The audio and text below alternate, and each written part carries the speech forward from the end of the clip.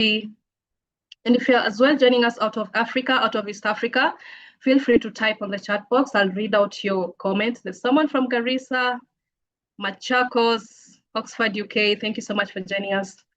Kerugoya, Kenya, asanteni sana. There's Makueni, Caroline, Nyandarua, Muguga. So thank you for the confirmations. Just keep them coming. During the session, please ensure you are in a conducive environment. We do not want you to get distracted because tonight we have a great lineup of speakers. And the theme for today is what it takes to build wealth. So be ready to learn. Ensure you're ready with your notebooks, with your pens, because you're going to take down important insights, important advice, important information. I see Lucy, you're joining us from Bahrain. Marion, you're joining us from Pakistan. Thank you so much. Daniel from Isili, Nairobi. Karibu sana. MJ, you're joining from Ruiru. Karibuni. Anyone else? Please keep your confirmations coming in. Wanjiro, you're joining us from, there is Mora from Ongata Rongai. Karibu sana Mora. Valentine, you're joining from Kisii, Kitengela. I know you're ready and very ready to learn. If you wish, please turn on your cameras because we want this session to be as interactive as possible if you wish to. Yes, I see someone is joining from Kiambu. It's 5:59 p.m. East African time. We are beginning in the next 1 minute. Just keep your confirmations coming in. I'll be reading them out. As I've said, today is going to be a very interactive and informative session. The theme is what it takes to build wealth. Be ready with your notebooks, your pen. I see it's 6 p.m. East African time, and that's now our time to officially open this session. Karibuni sana. And I see we are joined by our MC, our able MC, the one and only Mr. Kingori Muito. Kingori, how are you doing? I am doing well, Nancy. Super excited about today. I'm really It's looking forward to wonderful this evening. Yes, it's wonderful to see you. So I see it's already 6. Please take it away. Thank you very much, Nancy. As always, a pleasure to be in the space, to be in the room. A good evening from a very interesting Nairobi where the weather is unsure of itself. But we are grateful that you are joining us. I saw somebody from Germany. The only German I know is a Guten Tag. People joining us from the US, how you doing? Really good to have you in the room. I saw somebody from Bahrain. Assalamu alaikum. Marion from Pakistan. I think it is Namaste. Welcome to my brothers and sisters in the 254 Karibuni. I saw Petra, who's in Diani, one of the places I want and long to be. I'm really looking forward to being in that space. Karibuni to each and every one of us. So, ladies and gentlemen, this evening, you're here to experience one of the flagship product of Centonomy 101. And we're going to take you through a journey for the next 2.5 hours where we get you to experience what it feels like, what it means to be in the class, but also importantly, to take you through the journey so that you appreciate what do you benefit from. So as we talk about you making that investment into this program, you appreciate what it is you're going to be getting out. The same way when you go and you're getting into an investment, you have a profile of what the returns are. Today, we're going to be presenting you with a profile of the returns that you get when you invest in the 101 program. And it's a 12-week journey. There's some money you're going to be putting in, but we also have a great gift for you this evening. So we'll be able just to take you through the journey to understand. Now, you're in for a special treat. Today, we have a great panel. A panel where we have a great speaker, Waithaka, who will take us through. I mean, it's a gentleman who needs very little introduction. Profound speaker around the whole conversation of personal finance, and he'll be speaking to us about mindset. Why is it so important around how to have a wealth mindset? What does that look like? How do you process that? Then we have a Milka coming through, and Milka will tell you what her journey was. She's actually gone into the classroom. She's gone through the program. She's done the homework. She's had those moments of tears and joy and been able to come through, and she'll be able now to tell you, hey, When you sign up, this is what you actually get. Then we have Miriam. Miriam will be taking us through the whole element of investment planning. Many times when we talk about investments, we have a whole spectrum that we go through. But the question is this: what is investing? What is investment planning? Why should we plan our investments? Yeah.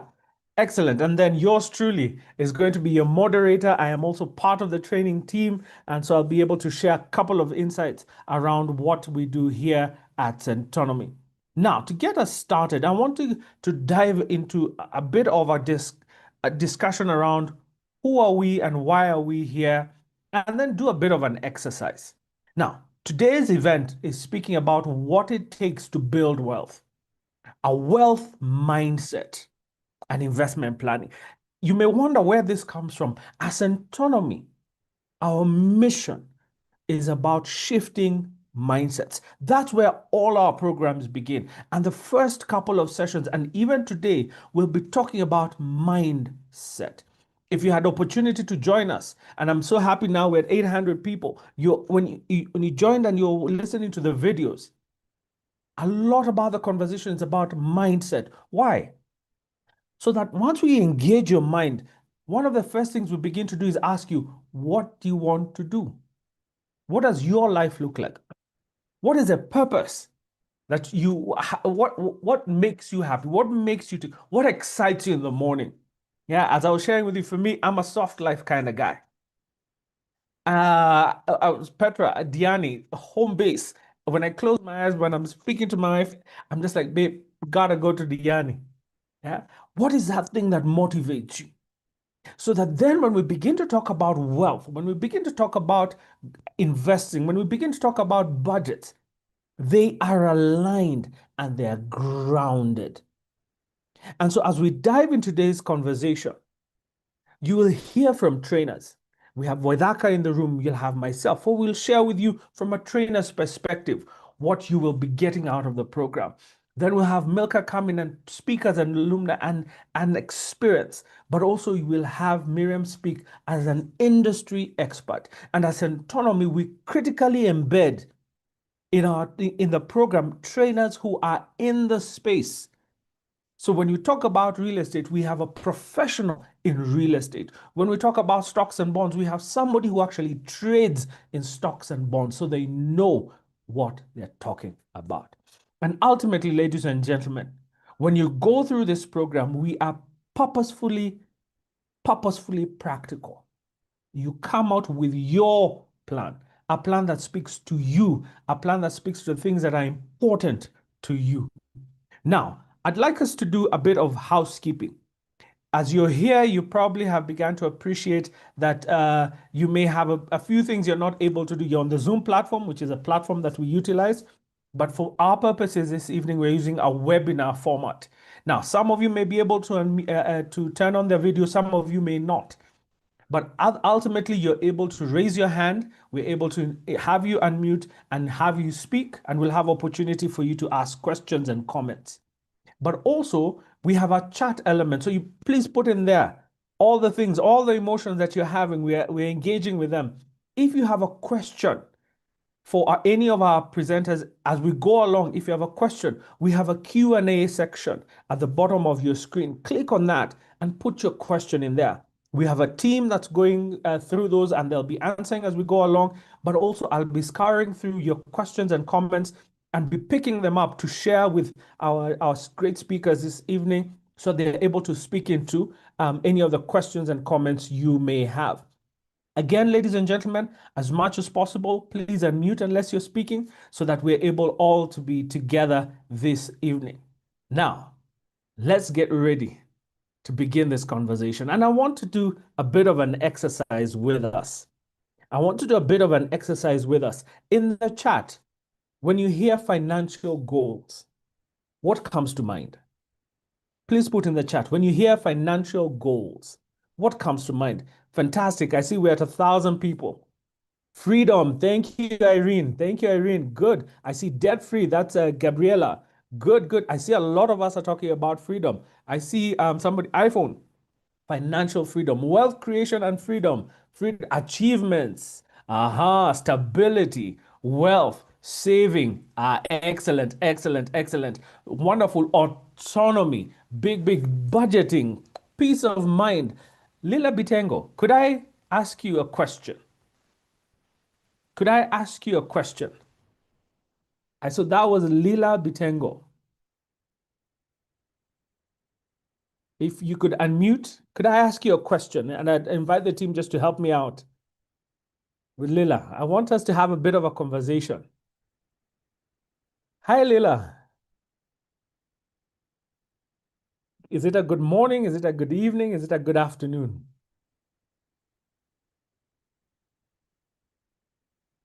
Are you able to hear me?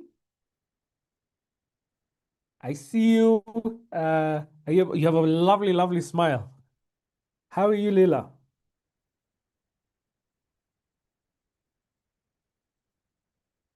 I think we may not be able to have Lila speak, but Lila, put for me in the chat, when you say peace of mind financially, what does that actually look like?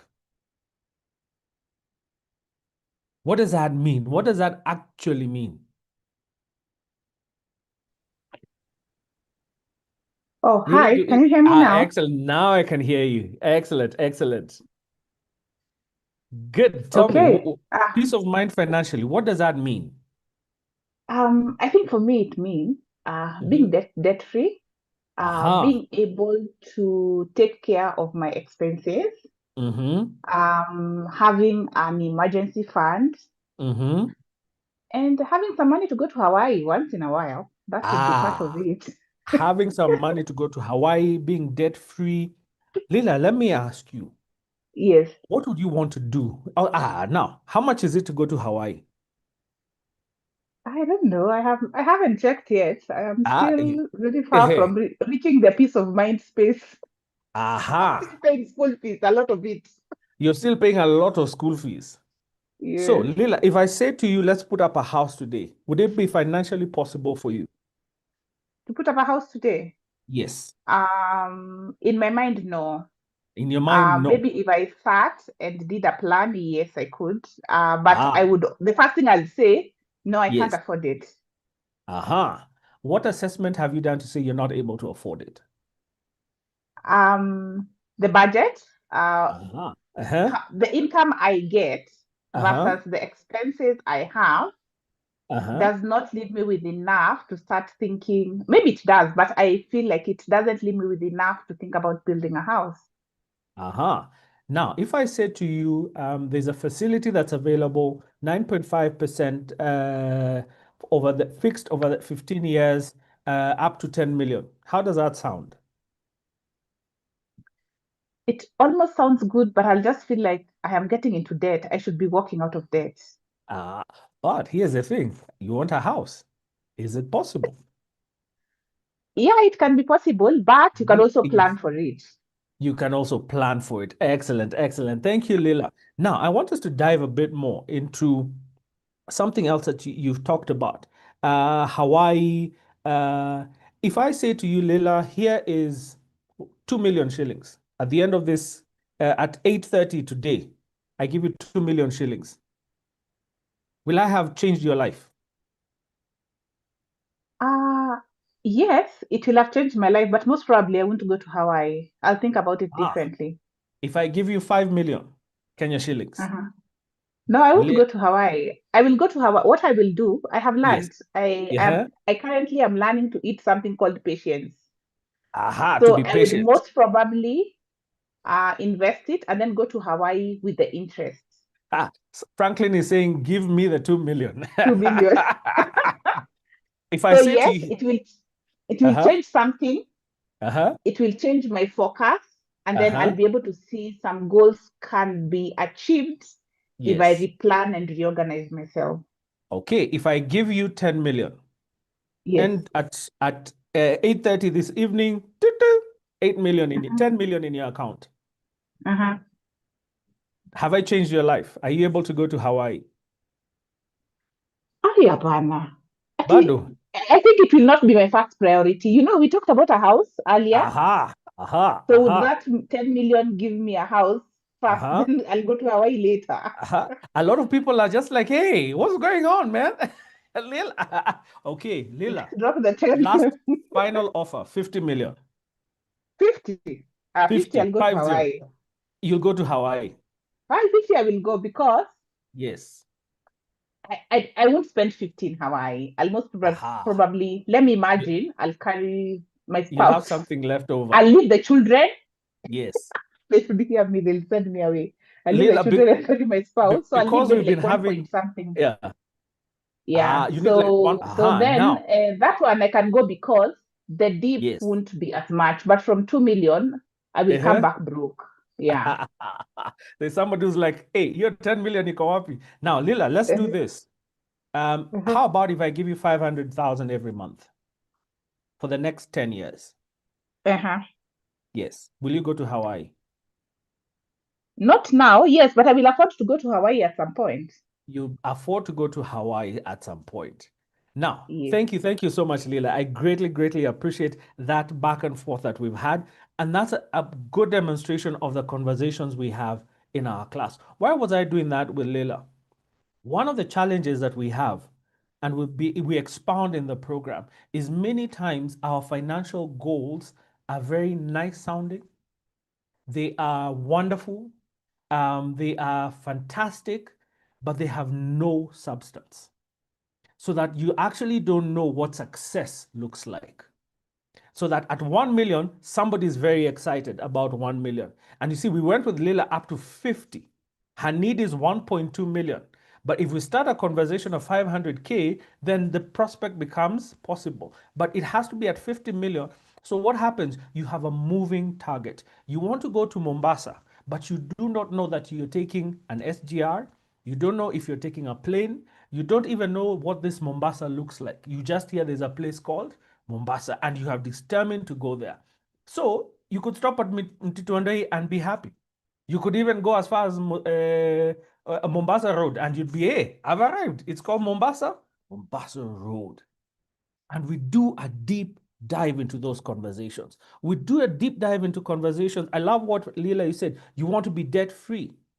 But actually, debt is a good thing. And there are products that are fantastic and available to us in the market. But here's a challenge with many of us. We have a thing called our mobile phone. And we use debt simply because it is available. Not because we have a plan, but because it is available. And it becomes a bind. It becomes a drain. It takes away from us and what we would seek to do with our lives. But also, ladies and gentlemen, as I was going through that list, nobody put their sherehe. Nobody put their going on holiday. Nobody put their getting my nails done.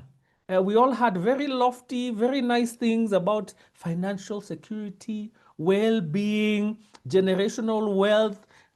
People, we go on holiday. I hope you go on holiday. I enjoy a good meal.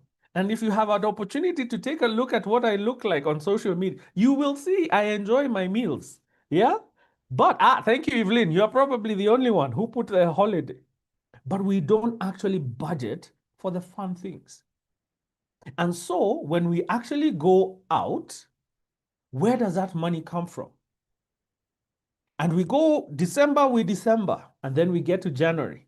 And it is January, the 90 days of the month called January. So when you go through this program, we begin to get you to identify what's the journey you're on. And as Ulela was saying, that holiday is important. The school fees she's paying. There's a roof over her head and managing her money. And we begin to tailor a product, begin to tailor a plan that speaks specifically into that which she's looking to achieve. Now, ladies and gentlemen, we are in to begin this conversation, and there's a gentleman in the room who is fantastic at getting us to understand the concepts. He's a gentleman who requires very, very little introduction.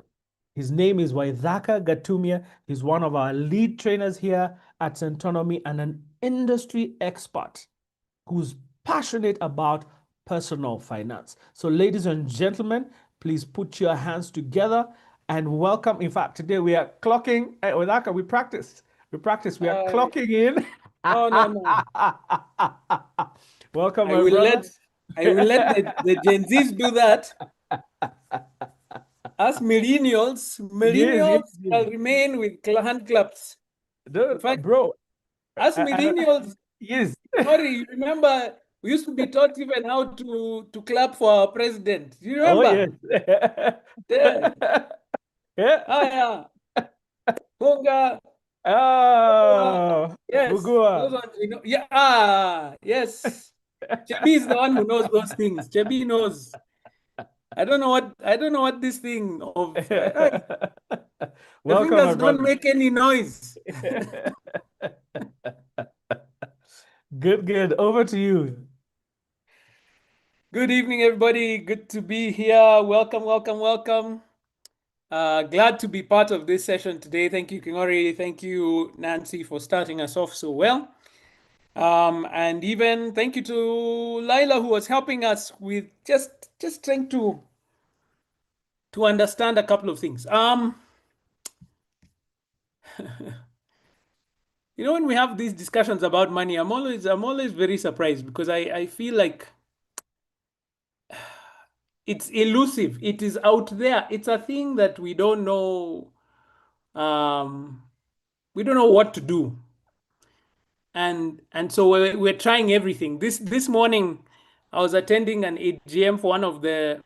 Actually, I think one of the speakers here is from SIB. They had an AGM this morning on one of their funds that they run. And I was very amazed because people who have invested in the fund were writing messages. They were in a session like this, were writing to ask the fund manager, where have you invested our money? Now, I don't know about you, but before I give I don't know like you, before you give somebody your money, so you want to know what they're going to do with it. So I was like, this means this person invested in a fund, a unit trust here in Kenya. They invested their money, entrusted this company with their money, but did not know where the company was going to do that. How did they fall into that trap is my question. And I have a feeling some of them are in this room. Maybe you didn't invest in a fund, but I have a feeling there are some people here. I'm pretty sure with the numbers that you have in this room, I am pretty sure there's somebody in this room who has made an investment, especially here in Kenya. Those who are Kenyans, hi, hello, how are you doing? You have bought a piece of land somewhere because somebody told you to buy there. In fact, wait, let's make it even worse. In this room facing me, and this one you can wave at me or say, give me a thumbs up or something. There is somebody who bought a piece of land on paper. They have never even seen it. Come on. My brothers and sisters, let's just be honest. You're in this room, you bought land, you've never even seen it. Are you there? Hello? Oh, they're here. They're in this. Oh. So why? Why?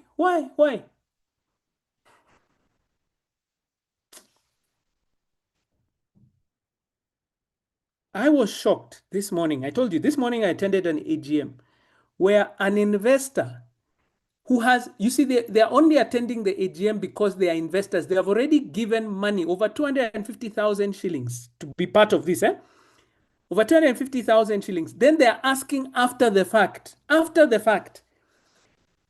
where have you invested our money? We are being driven by, I like some of the responses that are coming, the sales pitch. Whoever has the best sales pitch, they come and tell you, you're going to make money here. You don't know how it's going to be made, but we're going to make money. I don't want to be left behind. I'm just trying. Trying to do what? Trying to do what?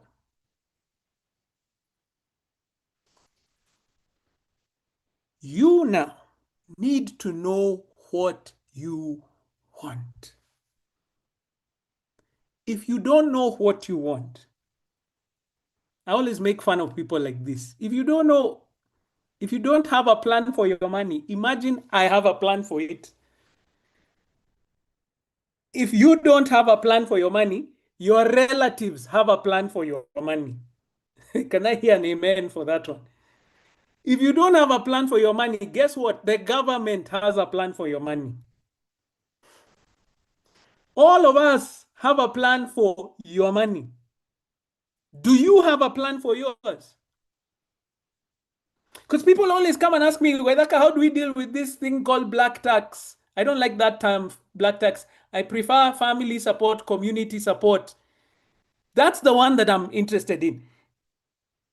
How do you deal with it? Have a plan for your money. That's it. But many of us are just going through life. Everyone comes with their plan. Ah, I'm on board with that plan. Your relative asks for money. Ah, I'm on board with that plan. The church. Ah, I'm on board with that. You've not even asked God if he wants that money. You're just going because somebody else somewhere told you.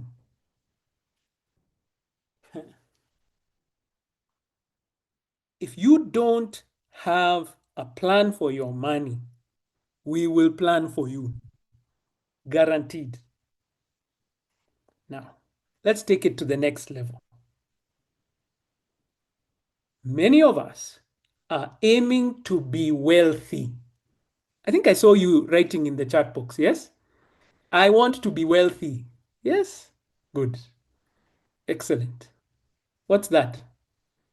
When will you know that you're wealthy?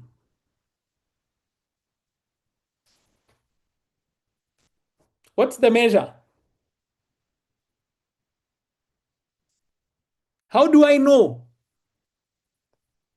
How? And if you don't know, and this is what I'm trying to say, if you don't know, Christine has been listening to us. Thank you very much. If you don't know what wealth is, then you don't know what you're aiming for. So, Christine, I'm going to use your definition because it's the Centonomy one that we've used for so many years. Now people are hearing the ability to live the lifestyle that you want without having. Now I'm going to talk to Christine. Christine is now my best friend for this class. Christine Anyango, we are now best friends. Switch on your mic. Let's talk. And this is how I told you, this King Ori was trying to explain to you, this is how we run the class. We have real discussions. We're not talking in general. Because people say, Hi, I want to Wadaka. be rich. We don't know how much. Hi, Christine. How are you doing? I'm good. Very good. First of all, you defined it perfectly. I think you had a look at my notes before I came into the session, right? No, You copied can you see that you've written it verbatim? I can see you are paying attention at some point.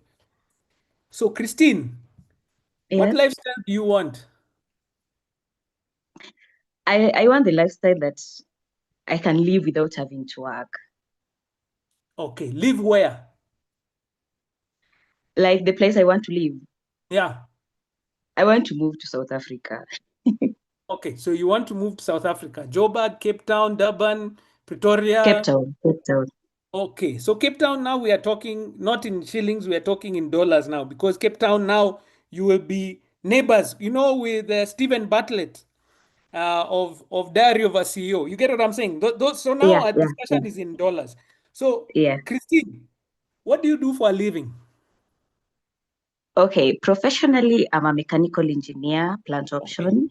Yeah. Then I do graphic design as a part-time job. Then I So also sell homemade detergents. I love it. Christine, Yeah, the kind of people who live where you want to live in SA, what do they do? they work. Everyone is working, but what do they do specifically that's different that allows them to live on a coastal view of the Pacific Ocean? Is it? Yeah, it is Pacific and Indian. They meet somewhere there at the bottom there. What do they do? Why is it Okay, that they wait, have that ability? Not everyone else is doing that. because they worked back then. Like they used to save, invest, do everything so that they have the lifestyle they're living now. That's true, Christine. So Yeah, that's the older money. But someone like Stephen Bartlett, who is in his 30s, and he owns a house there in the UK, the US, he has houses everywhere. yeah. What does he do? That's when I'm off. They're likely to be business owners. What I'm trying to say is, for the kind of wealth that you're describing, it is unlikely that you're going to just be saving and investing every day. And even if you're saving and investing, you're not saving and investing small amounts of money. You're probably already earning in the hundreds of thousands of dollars per month. That's what we're trying to get to. So if that's your goal, Christine, let's not joke. Now it's to ask yourself, how much does a house in Cape Town cost? Do you know, Christine? I'm still working. I've started working on researching in houses. Go and look. You will begin to see the kind of prices. They are not listed in shillings. They're not listed even in rand for South Africa. They're listed in dollars.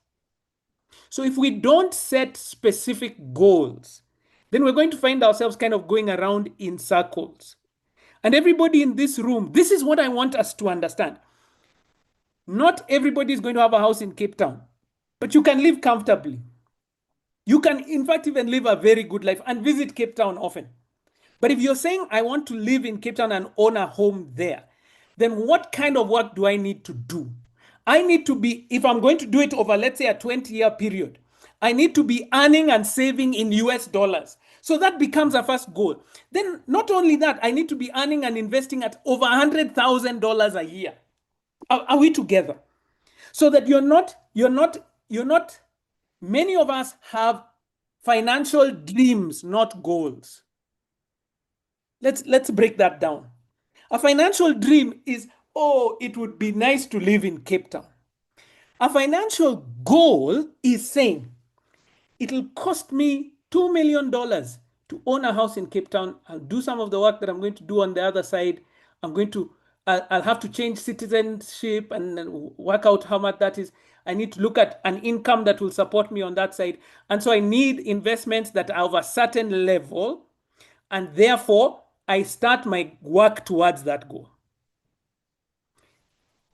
That is a financial goal. By when? 20 years. How much? This level. But financial dreams, all of us have them. Many dreams. In fact, everybody here in this, when King Ori asked about this in the room, everyone had a dream, financial freedom. They don't even, if I was to ask you what financial freedom is, can you answer me? Probably not. So, what the Centonomy 101 program does for you is it defines the goal so that you can take actionable steps towards that goal. And we've seen it now in Centonomy. Now, this is how many years? 17 years of Centonomy. We've seen people who take actionable goals who are living financially free today. Why not you? So, Christine, thank you so much. I've given you a hard time. I've made a lot of noise at you, but you're the one who was willing to answer me. Thank you. It's okay. It's okay. I appreciate. But it was for everyone's sake. For you, I want you to write this down before we do the example. Write this down on a piece of paper. If you know the goal, then it'll tell you how much you need to earn today, how much you need to save, and how much you need to invest. If you don't know the goal, you're just saving and investing, you're kind of just moving.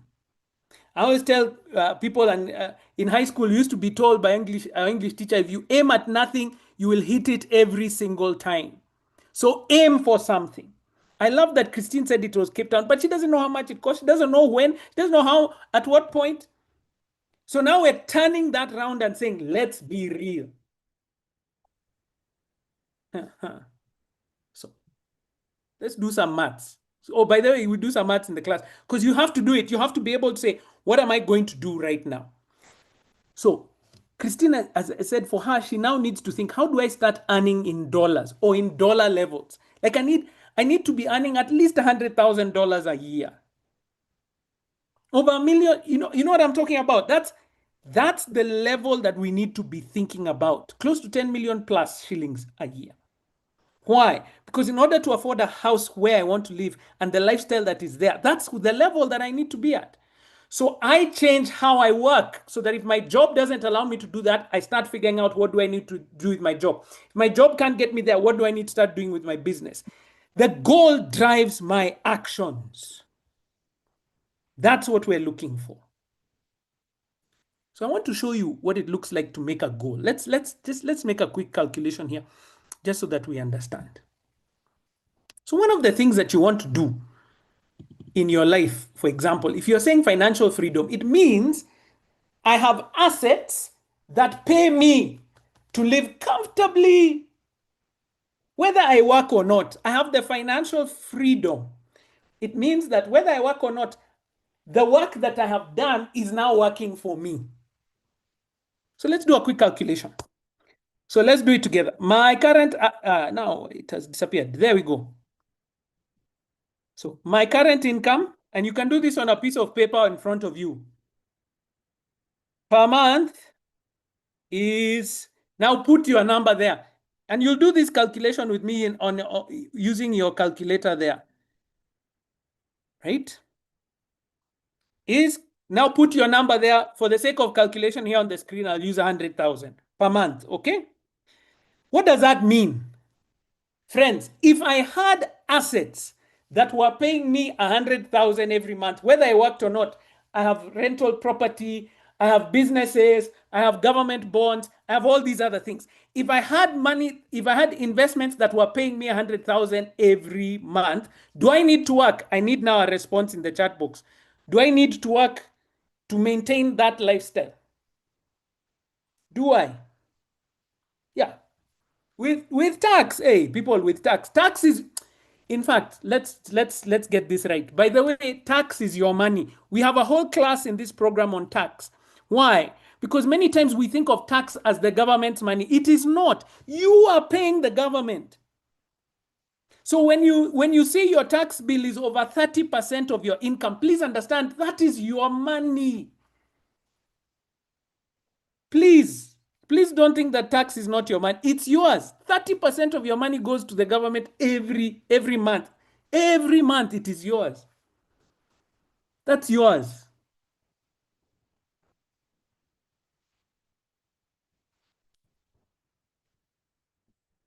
Okay. So money is coming in at 100,000. That would take care of my current lifestyle because I'm living on 100,000 every month. Okay. So quickly in the chat box, which assets were you imagining will pay you to live that lifestyle? Which ones were you dreaming? I will own these things and they will pay me and I will be financially free. Sheila, very quickly, is saying rental income. Let's talk about that. Okay, rental income. So here in the class, you're going to find out that on average, yeah, you're going to be making average about 5% of the value of the property. Okay, 5% of the value of the property per year in rent. Hey, some people are already, they're getting worried because rent gives me 5%. Yes, and when you come in the class, you'll see it. We can show you the calculation. That's about what to expect from your rental income, okay? So that's about how much it is. So that means we need to find out what is my annual income need. Okay, what is that? So it takes my current monthly income. I hope you can see that. Now people have come, hey, the responses are coming through. 100,000 times what? Times 12. So on your piece of paper, do the same as me. For me, it'll be 1.2 million per year. So if I have rent property that's paying me this per year, I'm happy. So the question is, what is the big question? How much or what value of property do I need to pay me 1.2 million? That's a question, isn't it? So we do the simple mathematics. So 5% return per year should be equal to my annual needs. My annual needs are Kenya shillings. You saw it there, 1.2 million. So the question then becomes 100%. What is the total value of rental property? The 100% that will pay me 5% of it. That's the question. See, it's simple cross multiplication. So we do that math. Somebody do this for me quickly on your paper. It's 100%. You divide that by 5%. 100 divided by 5 is what? 20. And you multiply that by 1.2 million. In the chat box, what is the answer to that question? Very quickly. Hey, Koskei, faster. Dongo, faster. Abigail. That's it. 24 million. Now I have a target. For those who are not getting what I'm saying, listen to what I'm saying. If my dream is that I'll own rental properties that will pay me about 100,000 shillings every month, what is the value of those properties? What is the value of those properties? See, that's what our target becomes. And our target is 24 million. If I have rental property that's earning me about 100,000 every month, how much do I need of that? I need 24 million shillings worth of rental property. So I can have 10 apartments worth 2.4 million or 2 apartments worth 12 million. So long as the total value within the Kenyan market is about 24 million, then I will be earning how much, my friends? 100K. So now, somebody else said bonds. Let's talk about bonds. Let's say bonds are earning about 12%, right? So we do the same calculation. If 12% is equal to 1.2 million, then what's 100% in bonds? See, that's what we're looking for. What's 100% in bonds? So you ask yourself that question and you ask it there. So here it is. So we do the same calculation. Can somebody help me out with that? 100% divide by, now not 8, but 12. Let's say that. Good. And you multiply that now by 1.2 million. What's the answer, guys? So just under 10, it sits 9999. But since you guys are like round numbers, 10 million. So what does that mean, my friends? If I have between 10 million and 24 million, see, I can organize my assets in such a way that they pay me my 100,000 per month. Now, my friends, I have a target. I have something that I'm aiming for. So when I come into the class, I am now not asking general questions about where I should invest. I start asking, how do I build assets worth between 10 and 24 million? In fact, I'll aim for 24 because I don't want to be closer to 10 than I have less. I'll aim for 24 million. So I'll start saying, how much do I need to invest today to have the value of 24 million in a couple of years? So when I come into the class, it's no longer just about small questions about which is the best money market fund, which one is the... No. We are actually addressing the real issues. But my friends, now here's the real issue. Many of us want that wealth, but we don't even know where our money goes today. If I was to ask you where your money goes on a regular basis, do you know? Do you? So in the class, the Centonomy 101 class, we address all the issues, these 3 issues. Income, how much are you making and how much can you make? We address the second one, where to be investing today so that you get to the goal that you want. And number 3, we ask you now, how do you protect that money in such a way that it gives you the financial freedom that you're looking for? This will not happen by chance. This is a strategy that you need to put into place. And here at the team at Centonomy, we're looking forward to coming to show you how do we do those calculations? How do we sit down and say, what is the investment point? What are the areas to look for? Which are the ones to stay away from? But not because just in general, there are too many investments, my friends, to have a small discussion about it. No. You tell us the goal, then we match the goal to the investment. I will leave you with this one saying before, because I know I can see my time is up with Bwana Kingori. Here's the last thing. You are asking me, what's the best investment? And my answer to that, my friends, the best investment is the one that matches your goal. So that if you're trying to grow your money, a savings account is not a good investment. But if you're trying to protect your money, a savings account is a wonderful investment. Do you get what I'm saying? If I'm trying to grow my money, I need to put my money where it will grow faster than inflation, high rate of return. But if I'm trying to protect my money, I need to look for safe investments. Friends, come into the class so that we can have a deeper discussion about these things. Kingori, if you let me keep talking, I'll talk forever. The best investment is mindset. No, the best investment is the one that matches your goal. But I like your thinking, Tim Tena. Hey, Thank let you me so tell you, much. I'm not able to clock it because I was going through the chat and people are taking Brufen. So I'm like, hey, I thought we're easing into it. You just came out guns blazing. I know we Headache don't have immediately. time. There's no Kingori, we don't have time. I love it. I love it. And ladies and gentlemen, this is when we talk about mindset, the first premise of the whole conversation is engaging how you think about money and busting the bubbles, busting the myths, and just getting us to a place where we begin to appreciate how we think about money is critical. So that when we begin to talk about now the investments, we process, as Wedaka said, you've moved from a financial dream to a financial goal and you appreciate what the difference is. Bonoidak, I see in the chat, and I invite guys, if you have questions, please put them in the Q&A. I want us to pick a question, and I've picked a couple of those in the room.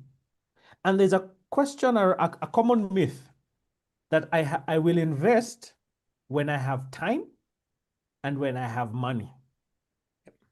Now, as a trainer and also having gone on this journey yourself, how do you speak into those two? And just appreciating the time, the value of time when you're investing, and just beginning to do little along the journey, so that then we speak into this idea that when you will wait until that time, Yeah. and then you will wait until you have the big money to be able to begin this journey. Yeah. So, by the way, nobody has time. If you're serious, you make time for the things that matter to you. Let me just say that again. Time is, everybody has the same 24 hours. But how much you allocate to the things that are important to you is your decision. So you make time. You don't find it, you make it. You first of all, can we just clap for everyone in this room? Well done, everybody. You made time to be here. That means you can create time for things that matter to you. So don't wait for a perfect time. You make time. Good. That's number one. Number two, you said I'll start investing when I have more time, and then when I have the big money. Very good. This is what tends to happen. I don't know how many of you can relate to this. This is me. So I got my first job. Yeah. So my income increased like this. What does Waidaka decide? That's the moment now to leave home, isn't it? Now, when you leave home, now you start paying rent, you start paying transport, all that. So the gap between your income and expenses is exactly like this, isn't it? Then you get a better job. So what happens? Now you say this this apartment, this bed sitter it's too small for my salary. It is too small for my job title. So you move to a different place, start paying more rent, get a car loan, the gap closes like this. Then you get a bigger job, Kingori. Then you get married. The gap closes even faster, especially when the children come. So, my friends, at what point will you have big money? You think the money has no place to go? In the Centonomy 101 program, we're going to help you to understand there is never enough money. The people who have generated wealth are the ones who manage their money better than others, even if their money is small. And I get so excited by the guy of Mahindi Choma who was on the news a couple of years ago. A guy selling Mahindi Choma, but he keeps putting his money in the circle. That money allowed him to buy a manyanga as a guy selling maize, roast maize on the side of the road. What's your excuse why you don't own a manyanga? Kingori, there's never enough money. You manage what you have. You manage what you have. And I saw Stella and Monajuma who were saying, and I think there was also a young lady who was saying, look, I'm just starting out. We talk about something called your non-financial balance sheet. What are the assets you have that you can use to get you going? Sometimes you're waiting for the job, but at home, is there a piece of land that's just sitting idle? This device that you have in your house, what do you do with it? Are you constantly scrolling on social media, or are you coming to a program like this and learning? Do you have a skill set? Can you play an instrument? Can you babysit? Is there something, as you're waiting for the job, is there something you can do to begin to generate cash for you? Yeah, so that we're not just sitting waiting for this day that will come. You begin to with what you have, and you manage what you have. Yes, Rose, even at 20K, you manage that 7K, and you manage it well, because here's the reality, as Wadaka has said, as you get more money, if you haven't acquired the discipline at 7K, when you have 1 million, you will just transfer your indiscipline to the 1 million. Yeah, I saw Sharon. Sharon, you had raised your hand, and I want to come to you to give you an opportunity to ask Wadaka a question, a quick question. Sharon, I had seen you had raised your hand. If you could come in. Oh, let's see. Where is Sharon? Sharon who? Her name was just Sharon. There are a couple of Sharons. That's why. Okay, I'll just alas. unmute them Sharon is together. in the room. Yes. Hi, Sharon. You had raised your hand. Please go ahead, ask your question or make your comment. Oh, wait, where's the hand that has been raised? No, she's already in the room. Okay. Yes. Hi, Sharon. Please ask your question or make your comment.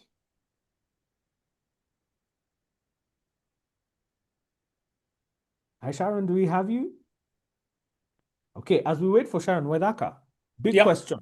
Debt. Debt. And I'm seeing it in the chat. What do you spend your money on? Paying loans, paying debts. Yes. Give us an insight. What do we do about this thing called debt? So first of all is to understand, Henry, what debt is. Debt is like fire. In the chat box, my friends, is fire good or bad?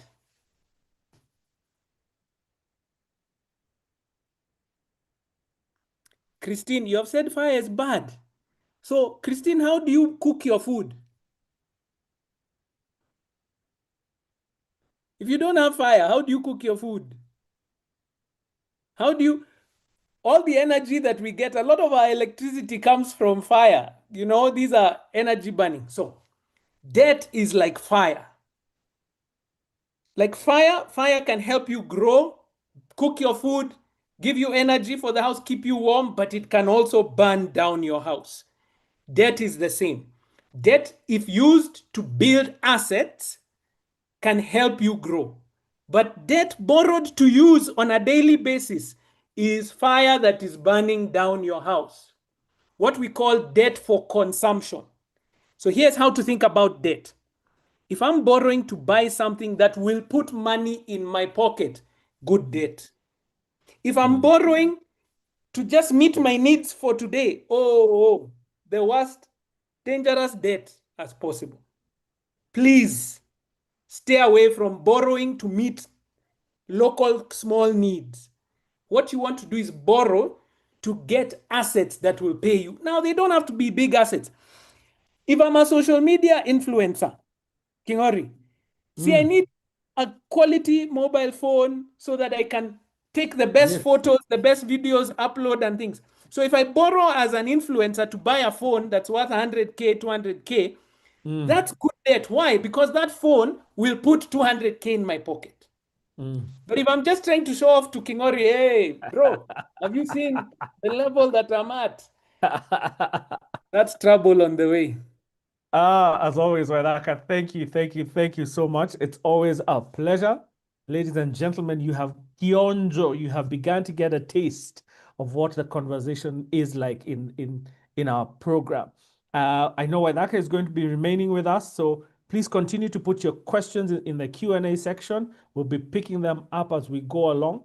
And as you've begun to appreciate, this is the type of conversation we have in our program. The first couple of sessions are about engaging the mindset. how you think about money. We talk about debt. We talk about those taxes. We talk about each of the investments. And at the end of the program, we come back to you and say, hey, what is your plan? What is your purpose? What do your financial goals look like? And we begin to help you craft them so that at the end of the 12 weeks and you're graduating, you have a toolkit that you can implement immediately. And without skipping a bit, I want to go directly into our next speaker for this evening. It is a lady called Milka. Now, Milka will be telling us what her journey was like when she came into the program. Milka is a professional in the financial services industry with many years in banking and asset management. She is also a Centonomy 101 alumni and has gone through the 12-week program and experienced the transformation. Ladies and gentlemen, please join me together in clocking in Milka. Karibu sana. The virtual floor is yours. Please tell these good people in the room, what was your experience like? How many Brufens did you take? How many tears did you cry?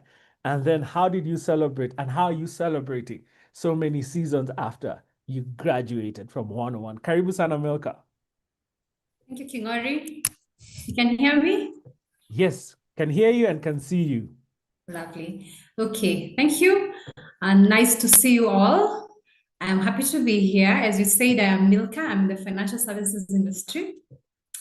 So I was invited to give my story. I am amongst many other people who passed through Centonomy, and I think my story is a good one.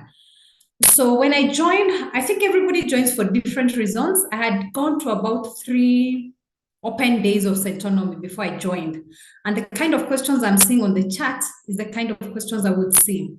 Now, what's different for me is I had no such questions. I had been a banker for 13 years till 2018, and I had been a financial advisor by the time I joined in 2023. So my head did not tell me I had anything to learn in terms of theory. I had sold bonds onshore, offshore. I had sold mutual funds and understood the financial investment market. So what I thought I was joining was really train the trainer program, so to say. Because I was a financial advisor, I had done about 3 years. I think I started in 2018. So I was about 3 years in the industry. I had the knowledge. So what I didn't have is the kind of energy I see with Waithaka, with Washuka. So I was coming to sit at the foot of the master. I wanted to pitch how they pitch. I wanted to explain concepts the way they explain. So I sat in a class thinking I knew it all. What I didn't have is the delivery style. So that's what I thought I was coming to gain in Centonomy. I was coming to learn how to be, impactful like Waithaka. So I joined class 1 in the first lesson. I thought, I know new concept, but I love how they deliver. Lesson 2, I thought, I had something new or something I knew in theory. I didn't know how to implement. Incidentally, even if I had gotten many high net worth individuals to invest many hundreds of millions in bonds, I had never invested a single shilling in a T-bill or a bond or a mutual fund. I just saw it as a career to make other people rich. I had KPIs. I had targets to invest those hundreds of millions, but I didn't think the target applied to me. So what I did as a banker, I sold all these financial products. My KPIs were good, and I got a salary promptly every 25th of month. And I was happy, I was comfortable. It was a decent salary. So those salaries that enable you to go to a supermarket without a list, I had never done budgeting in my life. I just went, I got a list from the house. I knew what I needed to buy. I walked down the aisles in the supermarket, picked everything, went to the till and gave my card. I never doubted there would be no money because there was always some money in the account. Is where we say salary meets salary. Every time on 25th, there was always something still left. So I was able to be comfortable. But come to savings, I had no savings. I think I had savings of less than 10,000 shillings. I had a little going here, a little standing order. I had an unsecured loan. Once all that goes by 26th, the rest is mine to spend. And that's how I live my life. So I had all the knowledge. I did not think I was meant to grow. You know, the way people are asking, do you need a lot of money to invest? Even though I was handling a lot of money in my hands and I saw a lot of money in my customers' bank accounts, I did not think I was meant to get assets, really. So once I do the small loans, I have a small loan, I bought a few plots here and there. I had a loan, I bought a car, that was it. So my salary, like somebody says, was for paying loans and spending. I ate well. I could walk and window shop, walk in, pick a shoe that I liked, and life went on. And it was all good.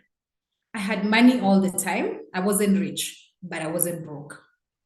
And then I lost my job in 2018, just like that. I was down to zero.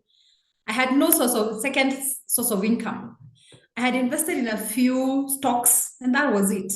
I had put money in the circle. Those were the savings I had. And I was down to now zero. But because I had some money put in the stocks and in the savings account a little, I was able to still go for 4 months, changing nothing. I lived in the same house. I ate the same food. Every Sunday I took my children out and we ate pizza. But by month 4, I couldn't buy that pizza on Sunday. So we started eating at home and I kept calling it, it's just in the spirit of eating healthy, but I was broke. So during that time, I tried to get another job and it wasn't easy getting a job. So what did I do? I looked at, you know, the way the Bible says, what do you have in your hand? I looked at what I had in my hand. It was knowledge and I had customers. So I registered as a independent financial advisor, IFA, with certain asset managers, certain fund managers in this country. And I started selling money market funds, insurance, pension. It takes time. The commissions are low because you don't have many customers. So I was still not making enough. But I still did not have the skill that I later learned in Centonomy. I did not have the skill to relook at living, at lifestyle. I mean, I had been a banker for 13 years. I had a lifestyle to keep.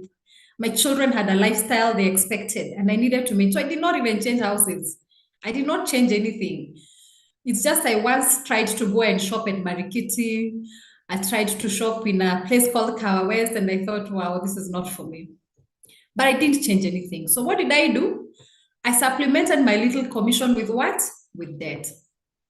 So I took Chama debt. I took microfinance debt. I took, eventually I found out mobile money debt. When I was a banker, I used to wonder why people go to borrow 5,000 shillings online. I used to wonder, really 5,000? I now was at the stage of borrowing 5,000 shillings to buy something in the supermarket, milk and bread. So I took a lot of debt and I got to a stage where we call debt trap. When it is Chama day and I don't have money for Chama, I will go to Mshwari and borrow. And then when Mshwari starts reminding me every day, I'll go to another app and borrow. And I was at that level. But by and by, I started realizing all these things I knew in theory, I truly never practiced. So 2019 was really my broke year. I was really broke as I grew my portfolio. But towards the end of 2019, I sort of was getting bad because the portfolio was growing. And then COVID happened. I think for me, that was the best thing that happened to me. The world slowed down. We got back to the houses. There was no pressure to take children out to eat pizza. There was no pressure to go to window shop and buy shoes. And we can all calm down. We didn't have to go for Chama physically to say we didn't have money for the loan. We could just come online and say, I don't have the installments. So, and then of course, banks slowed down on mortgages. But something else happened in 2020. I was able to now start going online and learning. I learned, I registered for courses, CC, there was everybody doing training, and I trained and I sat down and put my finances together. I wrote down and wrote my debts, all of them, and what I wanted to do. And now we're all at peace. And then all the high net worth people, a lot of people slowed down on investing in business. So there was a lot of cash to keep. And this was my area. So I started having my portfolio grew and grew because people were keeping cash. When the cash became too much, people even started asking, what do we do? I even started selling houses.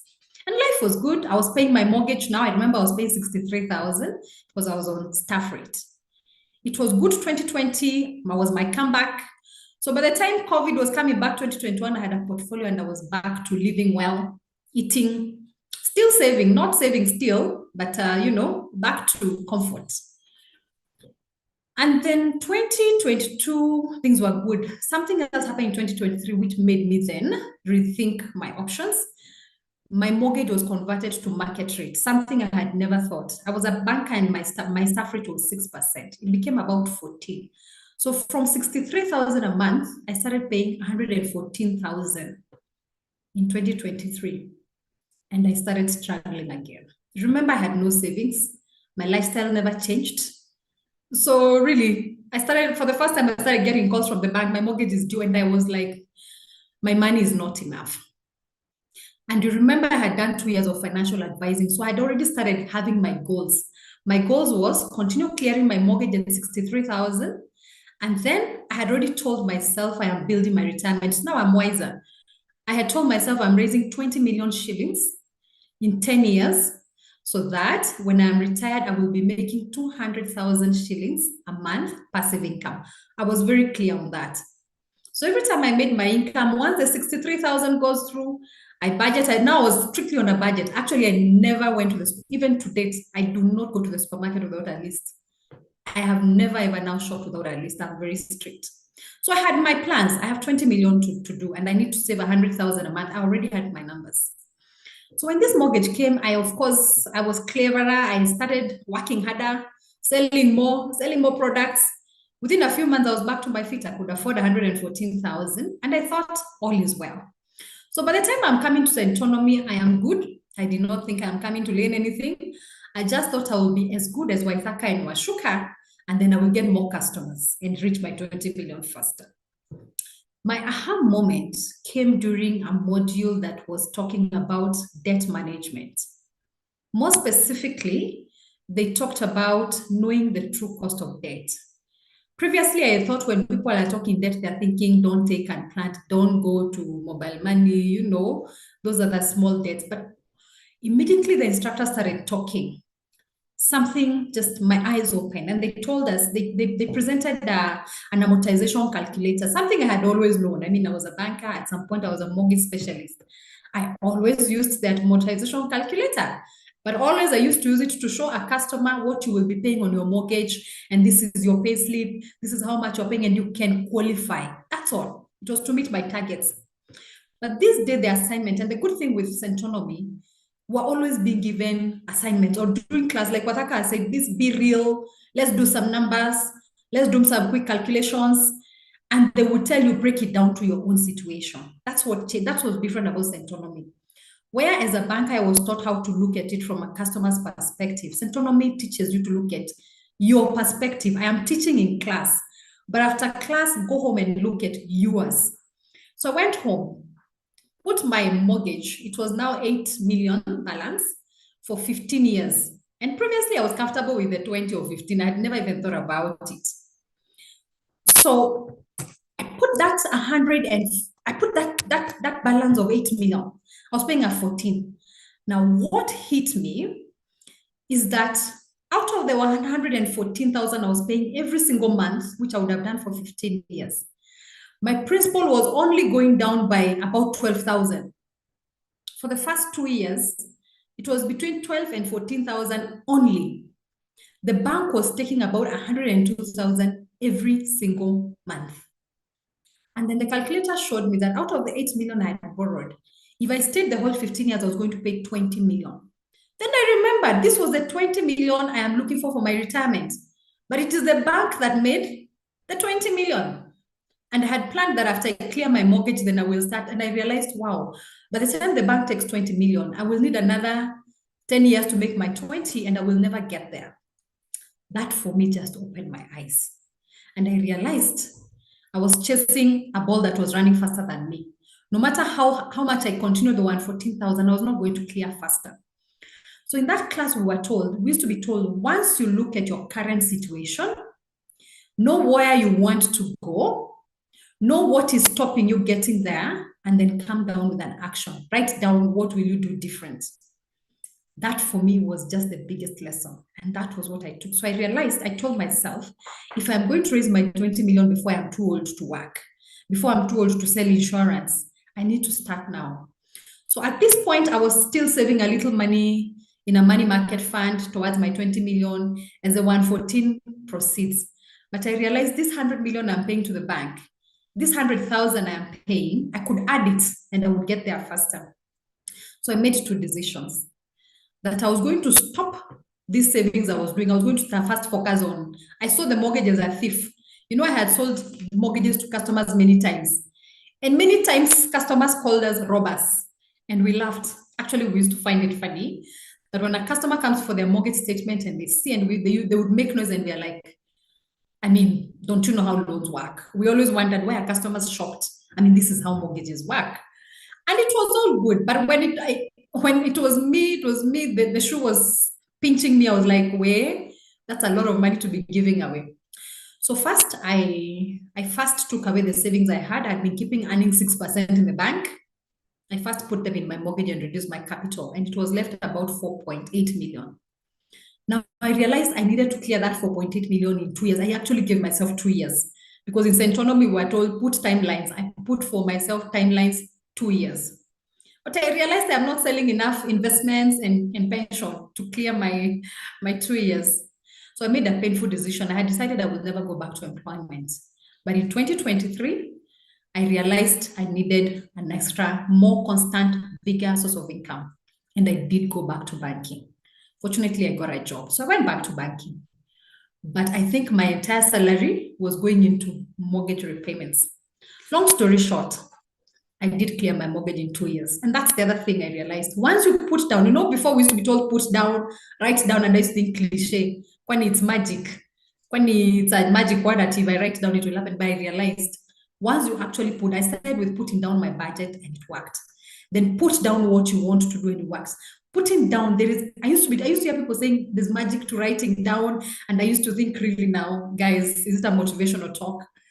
But I actually put down the 2 years. I joined and I tell you, I cleared just 1 month before the 2 years happened. And that was last year. I cleared my entire mortgage in July last year. So after that, now I'm back. You remember my initial plan to raise 20 million for my mortgage? I was very thin on savings, but I had clarity. You know, the way people worry about, I don't have pension, because clearly I didn't have pension, I had left employment, but I was not worried because I had put down what my plan was. Right now is to clear mortgage. After mortgage, I will do 1, 2, 3. And now I'm back to track. I do not have the mortgage. Fortunately, I do not have the debt. But no, I have not even gotten to 3 million. I'm nowhere close, but I know I have put down how long I want to take. I don't want to say it here. But I have put down how much I want to raise by when, because in retirement, I want to be getting my 200,000. All things constant and God willing. And that is how I got back. So if I was to talk about Centonomy, I would say everybody comes to Centonomy. Some people come out of peer pressure, but I can tell you, by the time we were on lesson 3, I had taken a notebook. I have a notebook where I just write Centonomy notes. There were so many things I had that I had not thought about. Concepts I knew, but I had not applied. So what I learned is that if you come to Centonomy knowing what you want to do, and when they give assignments, you go and do the assignment, and it's quite a bit. I think by that, I don't know if you need to reduce. I don't know if the assignments are still as much as they used to be. But I can tell you there is that one thing you pick, and what they tell you, realize what your problem is, know where you want to go, give yourself timelines, most importantly, take action. I think for me, that is what worked for me, because what they say is relatable. You're in class with people who are saying their real life stories. I see stories at Jabba. People are giving real stories. You have instructors who have had so many stories. So everything they talk about is relatable and it's practical.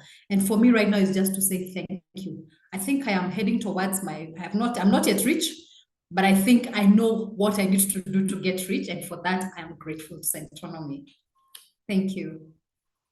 Thank you. Thank you. Wow. Wow. Wow. Wow. Thank you so much, Milka. Really appreciate around how you shared so authentically around the journey. As you're going through, I was just scrolling through the questions, even the ones I had, I'm like, it's like you've been reading the script that we have behind here.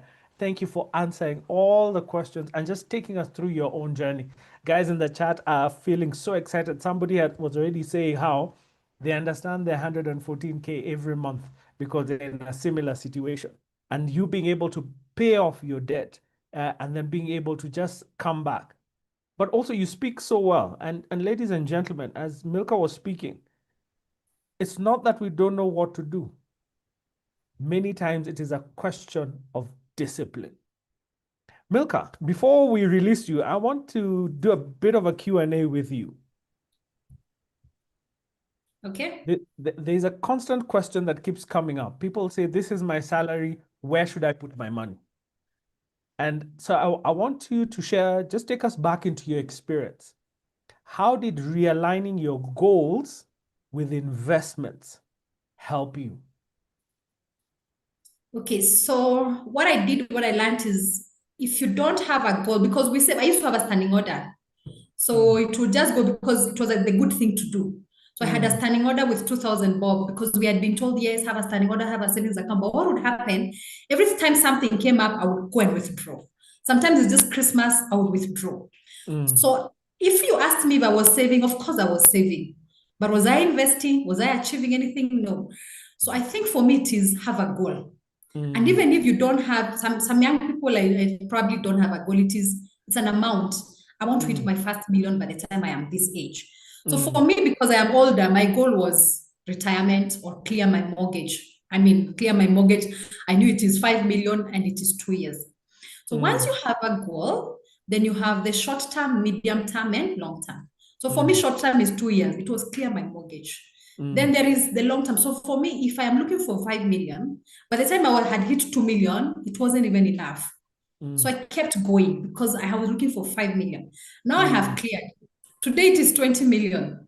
So even as I'm saving, even the time I hit 7, it won't be enough. So I think it's just to understand your journey, not compare, have your personal goal. I know somebody who is saving for a week, it is 20,000. So they get pocket money. So whatever your goal is, it's never small, it's never stupid. But for as long as you have a goal, I think it tells you where to save. And then where to invest, of course, it depends on how long do you want to invest, what kind of returns, what's your risk profile. I think that's a bigger conversation. But most important is, do you have a surplus? Without that surplus, you can never speak investments. Excellent. And like you keep coming to the word goal, and the anchor being your goal. Your goal is what determines what the investments are going to be. Your goal is the one that will determine the decisions that you need to make. Milka, this journey, many times in life, was this easy for you? The decisions you had to make? No, definitely not. You know, like I'm telling you, I never shopped with a budget. I used to think a budget is a stingy man's tool. So I went to the supermarket and picked. Now, when I started writing the budget, I still realized that I am not sticking to the budget. I remember one time I stood at the till. I thought I had stuck to the budget. What I didn't realize, I was not looking at prices. And I did the embarrassing thing of telling the cashier to take out some things. I was so sad. So the next time I came and I realized I don't want to be embarrassed again, I quickly, because there were 2 people ahead of me, I went to Mshwari and quickly borrowed 10,000. So I did things that either I'm saving shame or I am, but I wasn't happy about it. But when I finally decided, I would actually write prices on the list. And when I went to the supermarket and found I don't have money for the big cooking oil, I will buy the small one. I know it's more expensive, but I don't have the 300 bob. I have 120. So that is one thing that was not easy. Second thing is, once I realized I had penny pinched enough, now it was I needed to earn more. Earning more means knocking bigger doors, but I was not embarrassed because I knew I was in a hole. So I called until some people didn't pick my calls again, but I kept going because I had this goal that I had to go until people say to insurance and asumbua. But I had to keep going. So eventually there are products I stopped selling because they were putting me in trouble with my friends. But it took time to sell, even to do the harder things. I sold houses, I still do. But at least I'm not under pressure. I don't go to customers with the pressure of there's a mortgage chasing me. But for about 2 years, it was terrible. The cost cutting and looking for more income, it wasn't easy. Excellent. Now, looking back where you are today, looking back into those 2 years, looking back into the life that you had, what would you say to these good people about where you are now and what the program did for you? So I would say peace of mind. We like saying money doesn't buy joy. It is true, it doesn't. But I also realize brokenness takes away your peace. It truly does. And coming from my experience, having peace doesn't mean you're debt-free. So by the time I found my peace, I still had 8 million of mortgage. But I found peace because I got clarity. By the time I told myself I will take 2 years and I need to do 300,000 a month because that's what I was doing. It's not that I had it. It's not that I didn't have debt. In fact, I had more debt than a lot of people on the streets. But it did not worry me because I had now written down, literally written down, this is where my 300 will come from. And every month I audited it. So it gave me clarity. It gave me peace. I knew I had so much debt, but I wasn't worried at all. Having cleared my loan, now I know I do not have retirement savings, but I'm not worried again because I know what I'm doing about it. So what I learned is once you're clear about where you are, what you need to do, and give yourself timelines, it doesn't mean you become rich. It doesn't mean you've cleared your debt, but it means now because you can see the light, even though it is very far. I totally have peace. And what I realized, I don't know if it's something about psychology. Once you're at peace, things work out. You sell better, you take rejection better, you pitch better, things sort of work out. And that's what I found. Peace of mind and clarity just makes things work out better. Thank you. I want to end your session with the words that Sharon has put. 2 years, wow. Discipline and consistency. Thank you so much, Milka, for sharing so authentically from your story, and every blessing as you continue to build and grow. Please continue to engage with the team on the chat just to share your experiences so that they're able to also just get a sense of, I mean, they're loving that you have been through the program, but also that you have a financial background. And you are struggling. Many of us assume that it's not possible for people in the financial space to be struggling. And for you to speak so authentically from that perspective, we really appreciate you for that. Thank you. Excellent. Good people, you're hearing, you're experiencing, you're going through the journey. What I love about Milka's story is it comes back to something that's very important.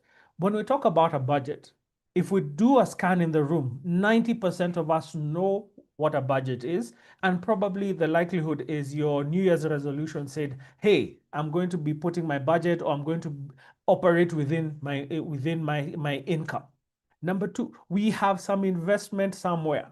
Milka talked about having a portfolio here and there. So it's not that we don't have. It's not that we don't have the knowledge. It's not that we don't have the assets. It's even, I dare say, it's not even that we don't have the income. It is the discipline to engage around the decisions we need to make. It is having a framework that enables you to understand, how do I move from a dream to a goal? How do I frame this goal? It's secondly, having the tools and information to be able to engage, to understand. When we talk about a money market, and I've seen a lot of those questions in the chat where you ask, oh, I have 10K, where do I put it? And one of the things we begin to do is to move the conversation away from an investment. Why? Many times, as Vedaka said, you have a plot you have never visited, but you've bought it. And likelihood is you went and took a loan from Masako. You've gone and put in, as Milka was sharing, in this beautiful, wonderful home. You've gotten this mortgage, or you've gotten a construction loan, and you've put up this beautiful, wonderful home, and you're unable to breathe because you have those repayments that you're making. Or we just assume we have time. One of the critical goals that many of us don't process is retirement. We are all going to retire. It's a question of when, not if. Some of us will have the choice to get to 65. Today, people are being retired. They're being retrenched. Organizations are downsizing. You're at work on a Friday. You wake up on Monday morning and you're told the office is closed. How do you deal with the emergencies? This is what the 101 program does for you. It helps you address the questions. It helps you to manage your money. And we begin a conversation of, how much money do you actually have? How much money do you actually have? And many times we have a big ticket and we say, yes, I have a salary, but do you have a dividend that comes in? Do you have a biashara, a side hustle that is giving you some income somewhere? What does that do for you? Or do you eat it like popcorn and you just keep eating and eating and then you hit the bottom, you're like, hey? And then you realize you have assets, but they're all over the place and they don't help you. And you know when you have a problem? When you end up in Milka's situation and you have land, you have bonds, you have shares, but you have school fees. And it will take you 3 months or 3 weeks to be able to sell and get that money, but school fees is due tomorrow. So what do? You pick up your phone. When you're in the queue, you full Lisa. How do you deal? And then now you're in a cycle of debt. Then we take you through very specific elements, and I'll take you through the course outline around how investments work so that you begin not to be focused on the investment itself, but begin to ask, what does this investment do for me? We have a very broad conversation around protection. Ladies and gentlemen, when we talk about investing, you talk about risk, and you must take risk to be able to earn the return. But then how do you protect? How do you ensure you have a safety net? And ultimately, ladies and gentlemen, for you to be able, and as you listened to Milka, you had systematic steps. She talked about, by the way, Milka, the homework is still there. The assignments are still as many as they were before. Yeah, they're still there because we want you to be able to have your plan. You're earning 20K, we'll make a plan for your 20K. But here's the thing, you're not going to earn 20K forever. How do you make certain decisions along the journey that will enable you to move from 20 to 50 to 100K? And sometimes, ladies and gentlemen, is to make difficult decisions. And we empower you to make the difficult decisions. Because for a period, it will be difficult. But then you begin to see the fruit. For Milka, difficult season of going into the supermarket and you're not able to buy what you want to buy. Difficult decision around going back into employment. And for 2 years, she was in that space. But you're able, because you have a plan of where you're going, the sacrifice is not in vain. And so, ladies and gentlemen, we're inviting you from the 4th of June to come on this journey with us. This journey will cost you 48,000. That's your investment. That's your investment. To say I'm on this trip, we have given you a very special discount. If you sign up today for 1,000 shillings, you have begun the journey. You're able to say, hey, I've lifted my hand, I'm part of this. Now, with the 48, you may say, look, King Ori, I'm not able to do the 48 upfront. Not a problem. Come on board, pay the 1,000 today, and we have given you our pay bill there. When you put in when you go into M-Pesa, you have the pay bill. Put in your account number. The account number is your first name 101, so that the team at the back end is able to appreciate who you are and be able to tie back that to you.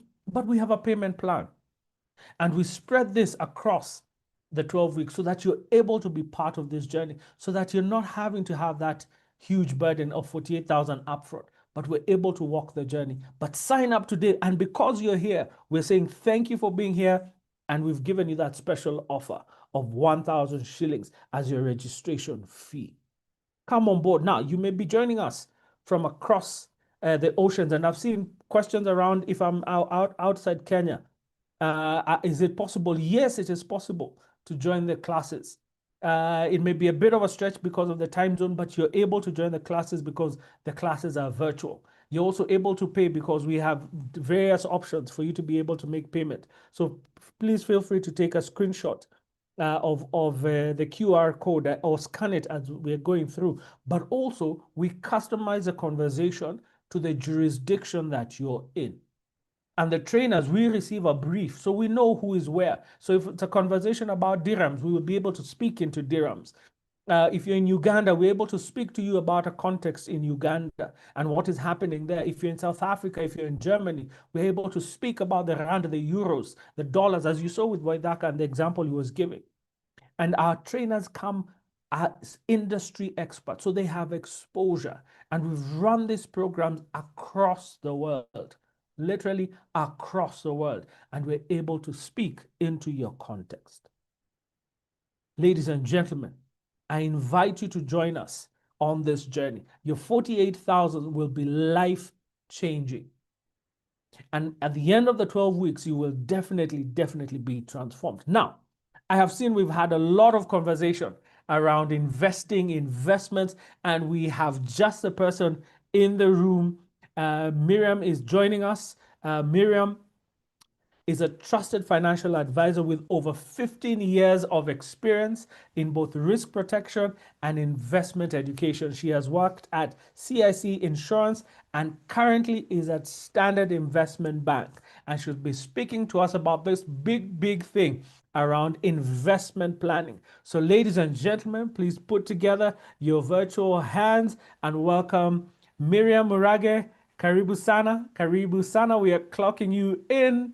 Karibu sana this evening to take us through this conversation of investment planning. Welcome. The floor is yours.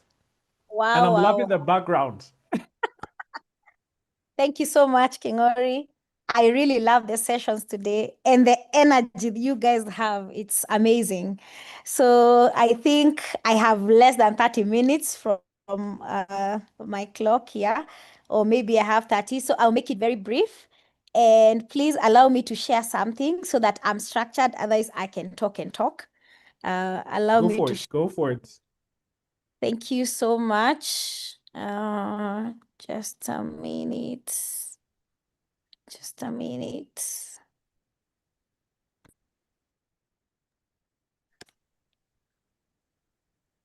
We see your screen. See my screen. Yes. Now, what you just need to do is put it into slideshow. Just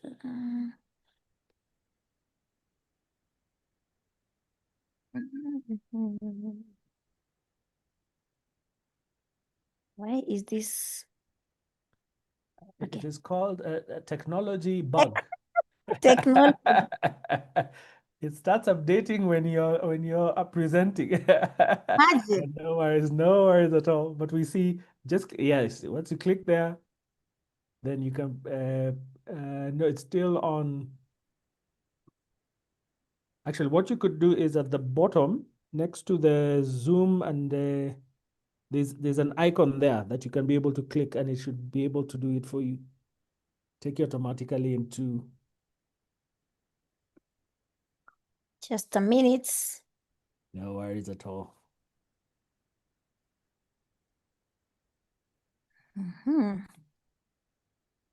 As you're doing that, there are lots of questions around products, about investment. Somebody has asked, how do bonds work? So we'll be able to have we have the person in the room to answer all those questions. Thank you. We see a Muslim in the room. You have a problem investing. We'll be speaking into Sharia compliance around what does that look like? Great. Miriam, we have you now on slideshow.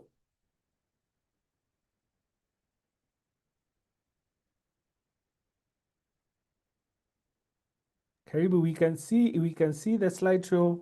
You can see me now and you can hear me? We can see the slideshow and we can hear you, but we can't see you. All right.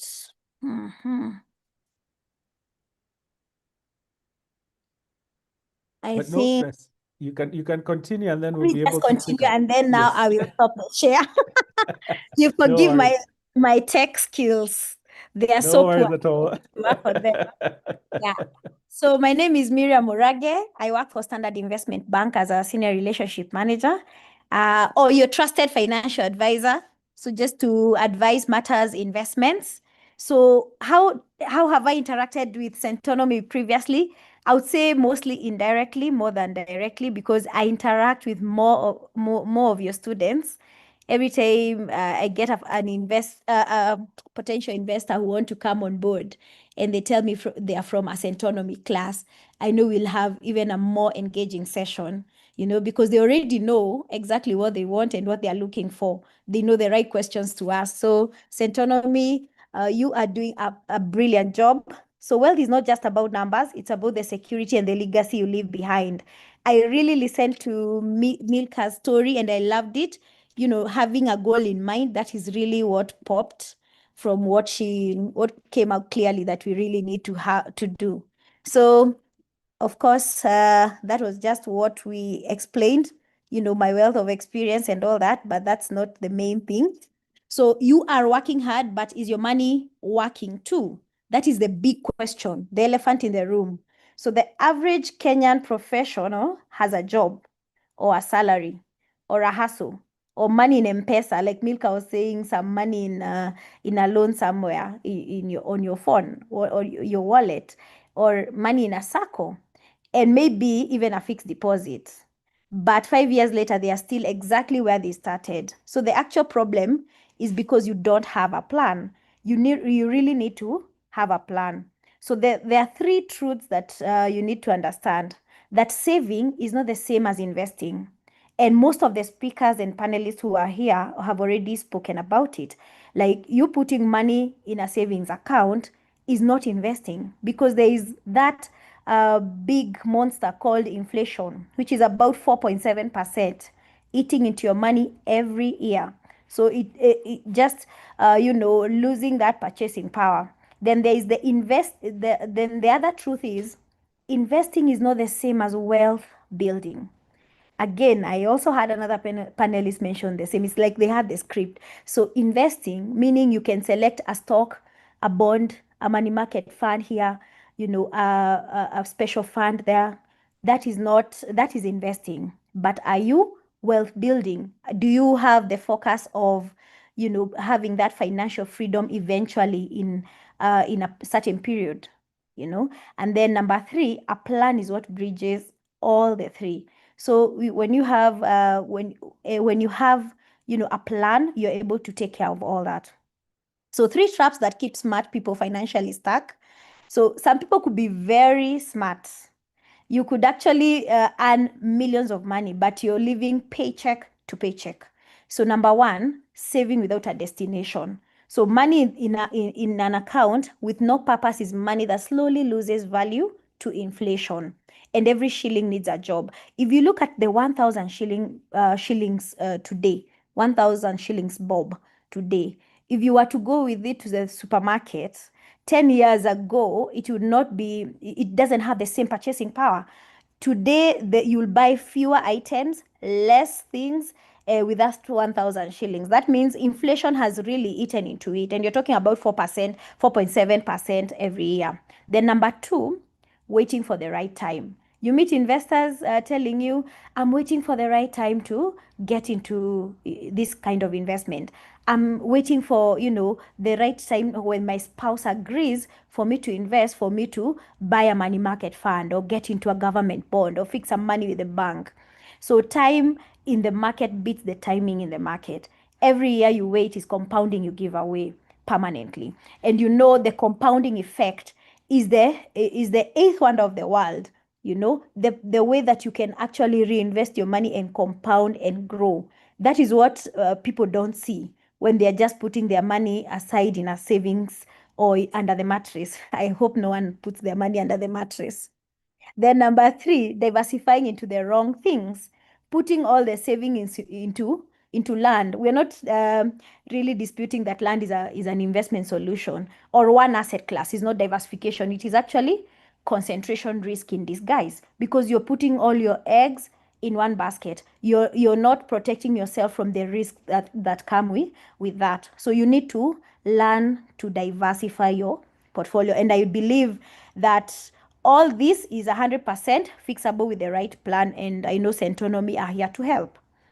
So investment planning is not a product, it's a process.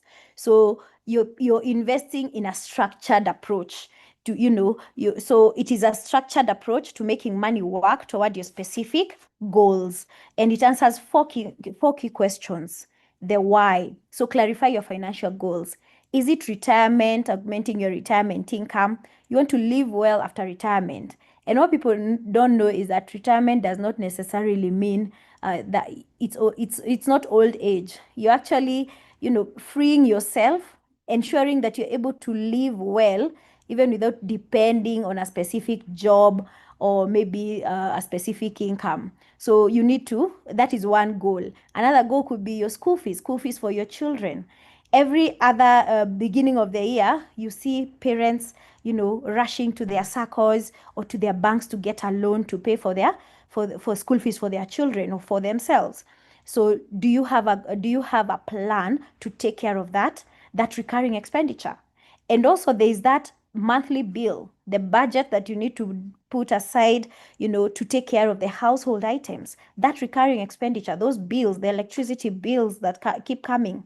You're paying your workers, you're paying, you have a budget for school fee, not school fees, the shopping budget and all that. Do you have that taken care of? And then you have travel expenses. Some people never travel. They wait until the end of the year when they are seeing their neighbors packing suitcases, rolling them to their to their cars to go travel, and they don't have a plan. And then that's when they wonder, what have I been doing the whole year? They've been doing sherehes, and these other investors were smart enough to set up money aside to invest for the purpose of that particular goal. So whether I've mentioned your goal or not, at least now you have to clarify your goal. Then what is your time horizon? I listened to someone say we have short-term, long-term, and medium-term goals. So when do you want to achieve what you're achieving? Is it within a year, within 2 months, within 3 months, within 6 months? How or when do you want to achieve that goal? Then how much? So access your risk tolerance. So what investment, how much will you want to put in aside in what asset class or what investment solution, and where? So the appropriate assets. So most people skip straight to 4. They are told, maybe a friend will mention, oh, I've invested my money in a certain money market fund, or oh, I've invested my money in a certain special fund, and they jump right into it. And then when they are walking along the streets of Nairobi, or maybe they've traveled somewhere, they see some nice clothes and they remember, oh my God, I need to withdraw to buy this. So they invested without a goal in mind. Or someone has invested, and then like for Mansa X, we have a locking period of 6 months, and within 3 months they're like, no, I need to withdraw to pay for my rent or to pay school fees. So that person invested without a clear goal. So the wealth building ladder, of course, there is the most important to actually what you want to achieve eventually.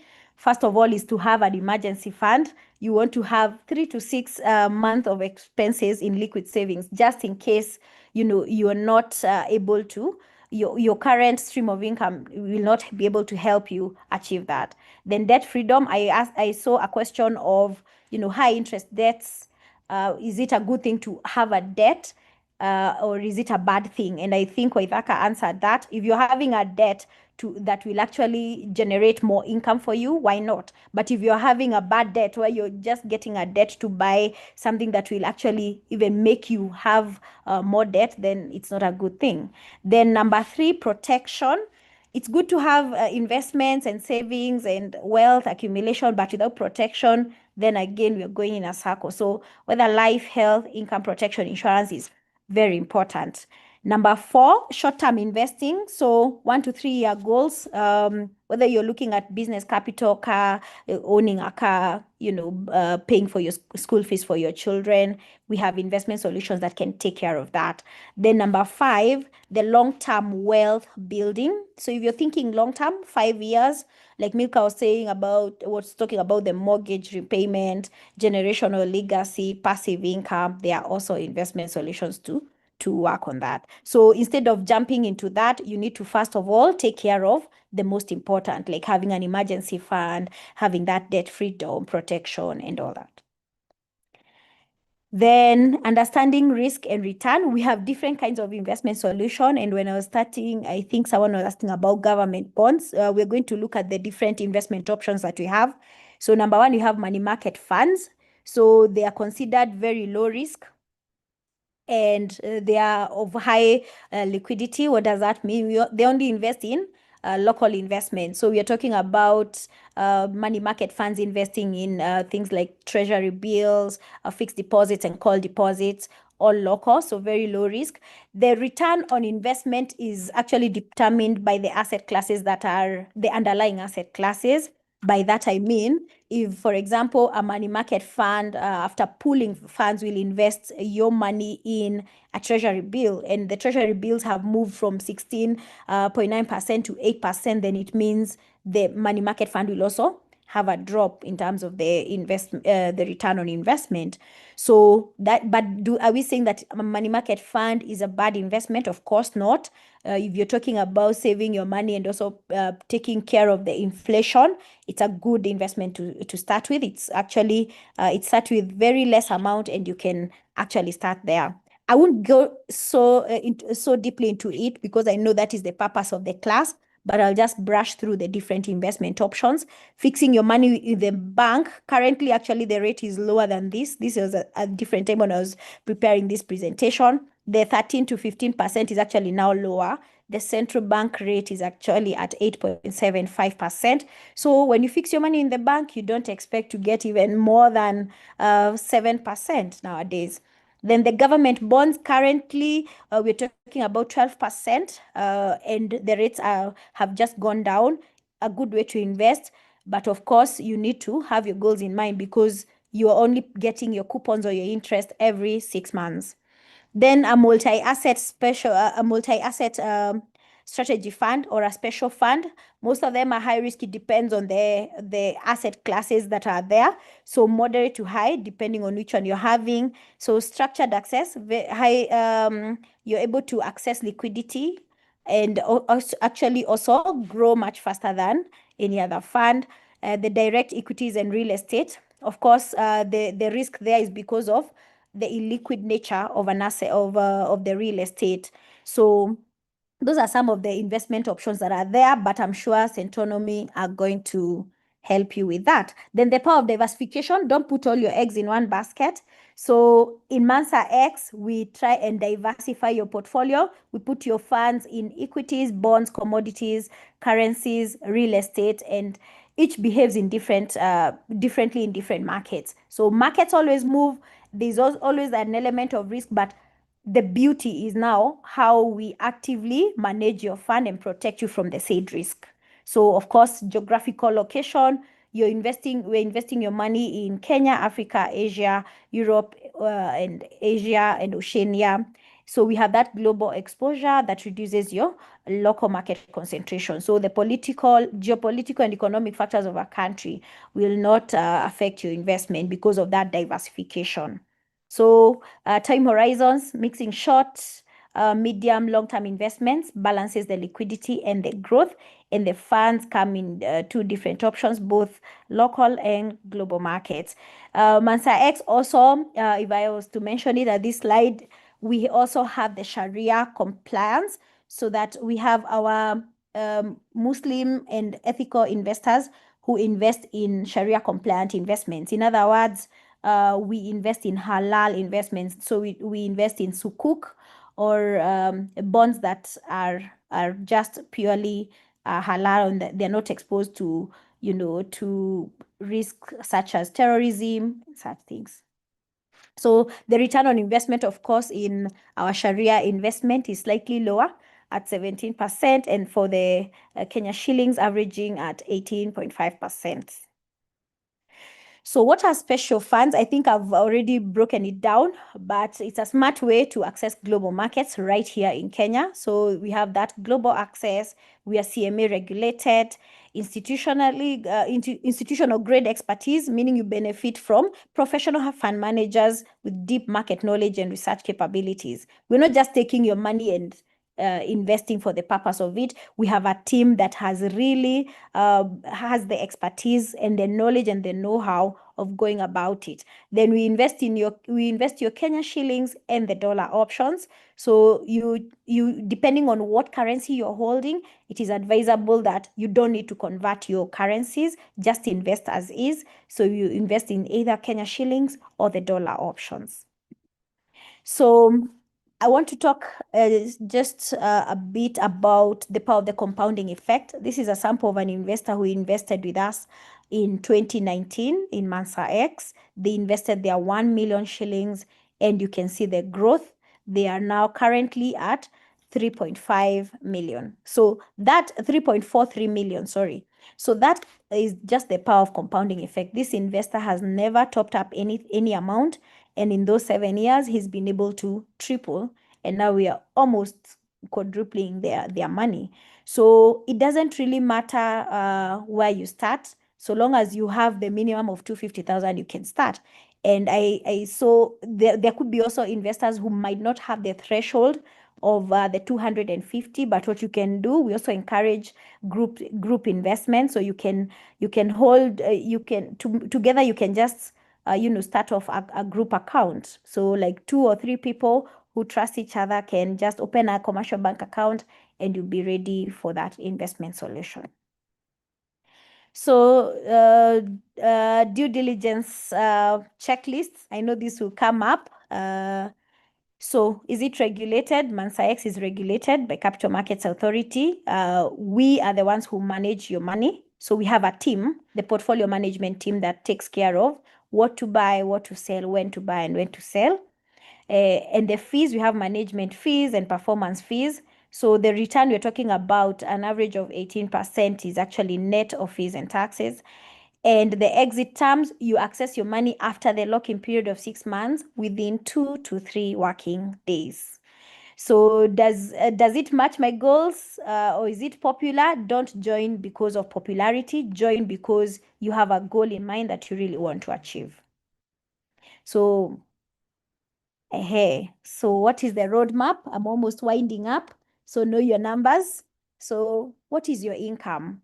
And what are your expenses? So you need to create a budget here, know exactly how much money is coming in and how your expenses look like. Then you also look at your current net worth. So you cannot plan when you have not measured yourself. And then remember that your budget does not look like your sisters or your friends or your colleagues. Everyone has their unique budget. So define your goals also. So you, with your specific timelines, just say, I want to buy X amount of, if I want to buy, like, say, an item that I was giving someone an example of an item that back in the day I bought, called an air fryer. And I set money aside every other time to be able to buy it. Nowadays, I wish I had the knowledge of putting it like in a money market fund. Then I can be putting my 1,000 bob, 2,000 bob, and eventually get there, But nowadays, at least it's very easy. You just need to know exactly what you have to achieve short term, medium term, and long term, and you get there. So assess your risk. Don't get into high risk investments. For example, like some people talk about maybe a single asset class like Forex only, and they're putting their money there and crossing their fingers and hoping they're going to achieve it.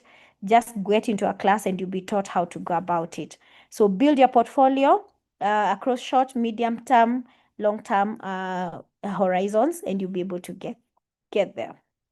So every 6 to 12 months, revisit your plan, either with your financial advisor or with your coach. And life changes, your investment strategy should also adapt. So if you're living in a 2-bedroom house and you want to have a 3-bedroom house, remember to go back to the plan and review it. So knowledge is the most underrated investment you will ever make. Remember that investment knowledge was never taught in class. And that is why we have classes like Centonomy now coming up with ways to help investors to be financially knowledgeable. You don't want to make mistakes and then regret it when you're older. So this is why we have such class. So you understand inflation. You also understand how to master compounding interest. You also understand how to also go through fact sheets. There are different kind of fact sheets across the industry. So you will get that knowledge and then also decide on your goals, not formal. Some people just want to be there because other people are there. So the Centonomy community is doing great in this. And this is a massive competitive advantage. The people who study money don't just earn it. They keep it and grow it across generations. And I've been in several Centonomy graduations, and the way those students are very happy and excited to just, you can even tell with their aura and the energy in the room. So 3 actions to take this week: write a financial goal. So make sure that with a specific number and date, just make sure you write it down. And I know Milka has said it.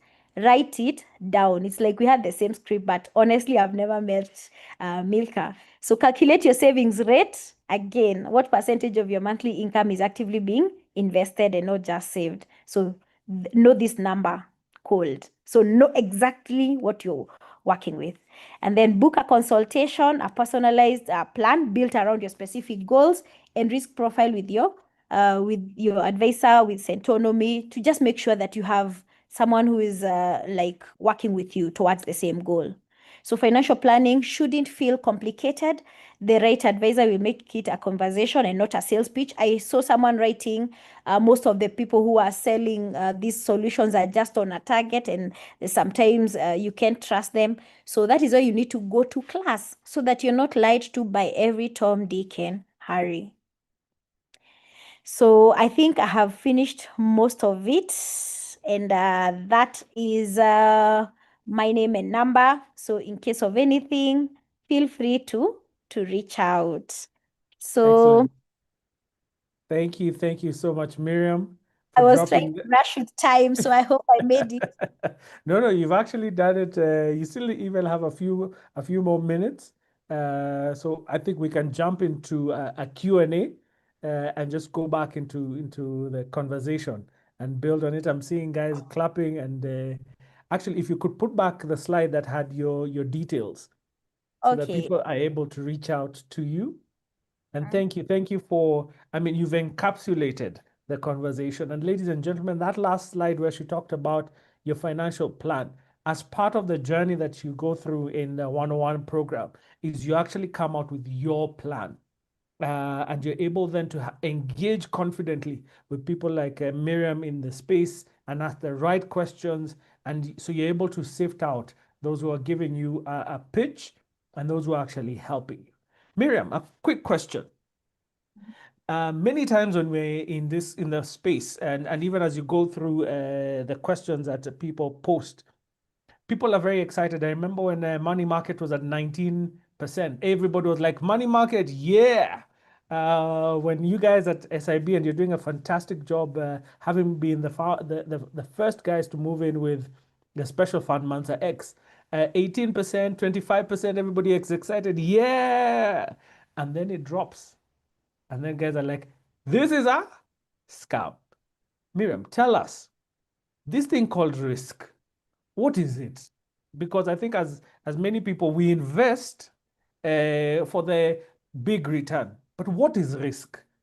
And how do we take care of risk when we're investing? Risk is what is the effect of markets on your money. So markets, because most investment solutions are actually market determined. It's just that people don't say it. And I'll go straight to special funds because that's my space. So for special funds, we invest in both local and global markets. I remember Idak asking where. So I'm helping to answer on behalf of that investor who didn't know where we invest. So we invest in both local and global markets. But remember, every asset class that we invest in has an element of risk. So you could invest, for example, in an asset class like commodities, and you find oil there, natural gas, coffee, and corn. One time, Iran and US are fighting, and you know what? It affects the prices of oil. So the prices could actually literally go up. And another time, it is during COVID, there is lockdown, cessation of movement, industries are shut, and oil loses value. So again, that asset class loses value. So that is the risk that is there. So what determines the win or how you actually maneuver that is the active management of the fund. If I tell you today to come and buy it, or because the markets are good, and then there's a time to sell it because the markets are bad, you might not make it. But remember, with a special fund, we have the diversification. We have different asset classes. If commodities are not doing so well, you have an opportunity of making money in precious metals, in stock indices, in currencies, in bonds or fixed income or equities.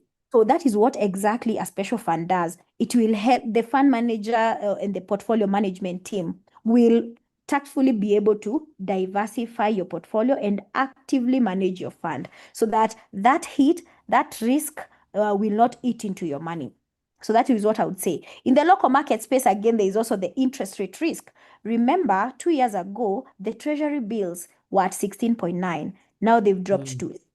So and that which explains what you're asking, Kingori, about money market funds being 18%, 19%. Remember, the underlying assets were treasury bills. So they moved from 6.9 to 8, which explains why now the money market funds are at 8%. Again, central bank also reduced the central bank rate to 8.75. So again, money market funds will invest in the fixed deposits, which explains why the returns also have gone down. So there are those different kinds of risk.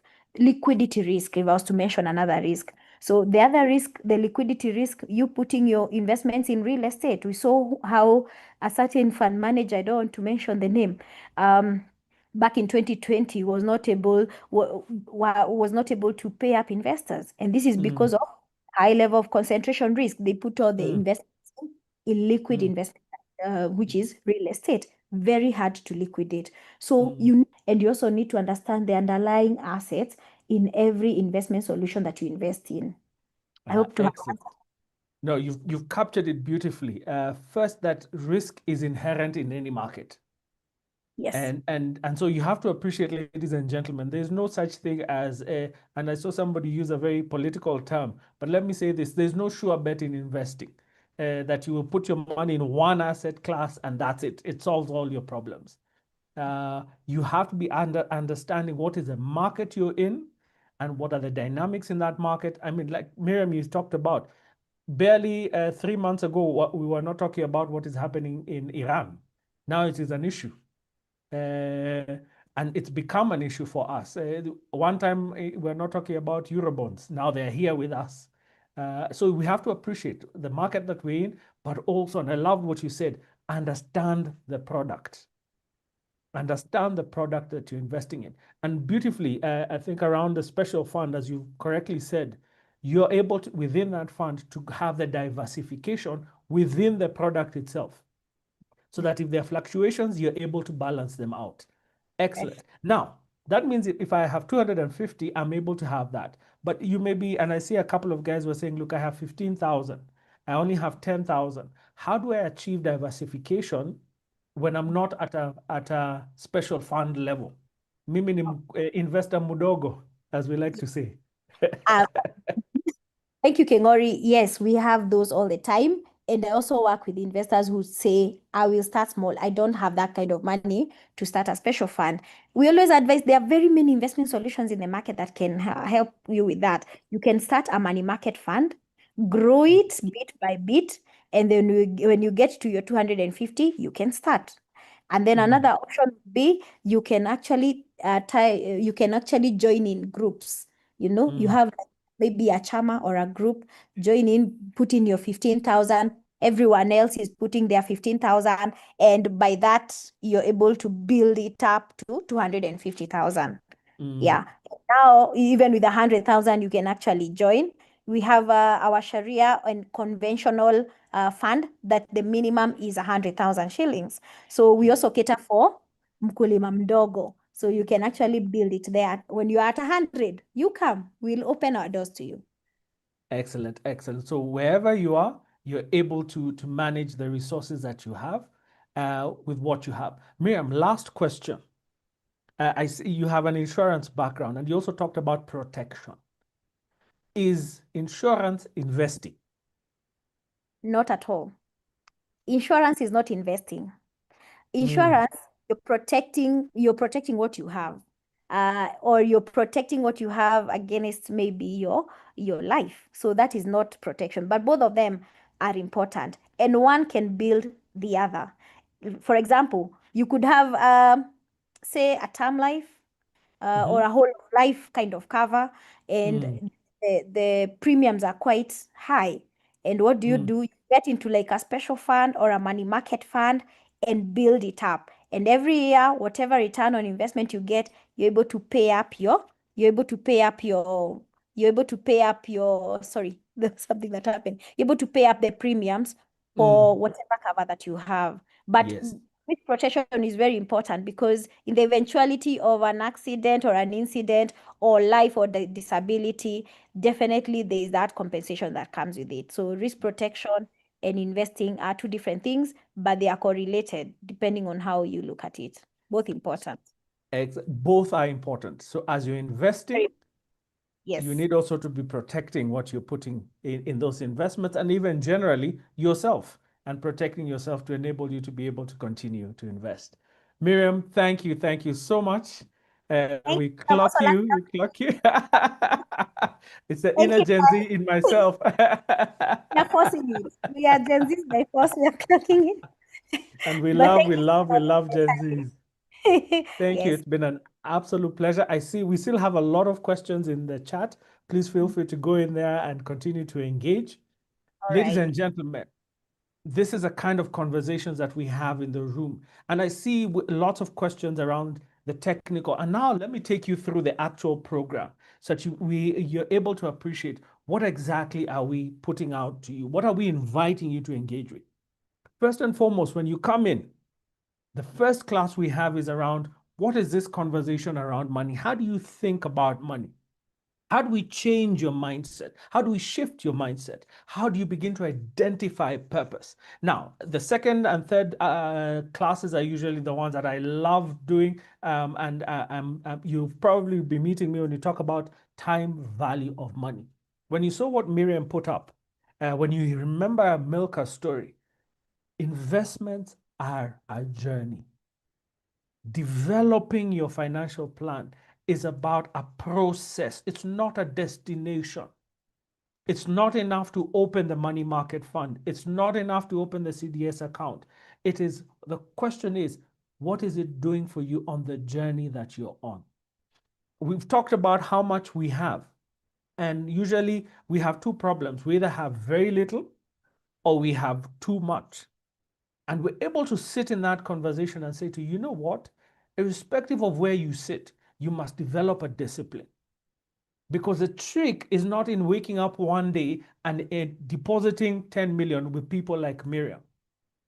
It's not waking up one day, as you've heard from the journey with Milka, where you wake up one day and magically you've been able to pay off your mortgage, or you've been able to achieve one goal or the other. And here's the other reality, ladies and gentlemen.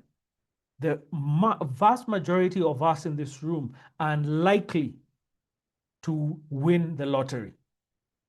Let me put it out there.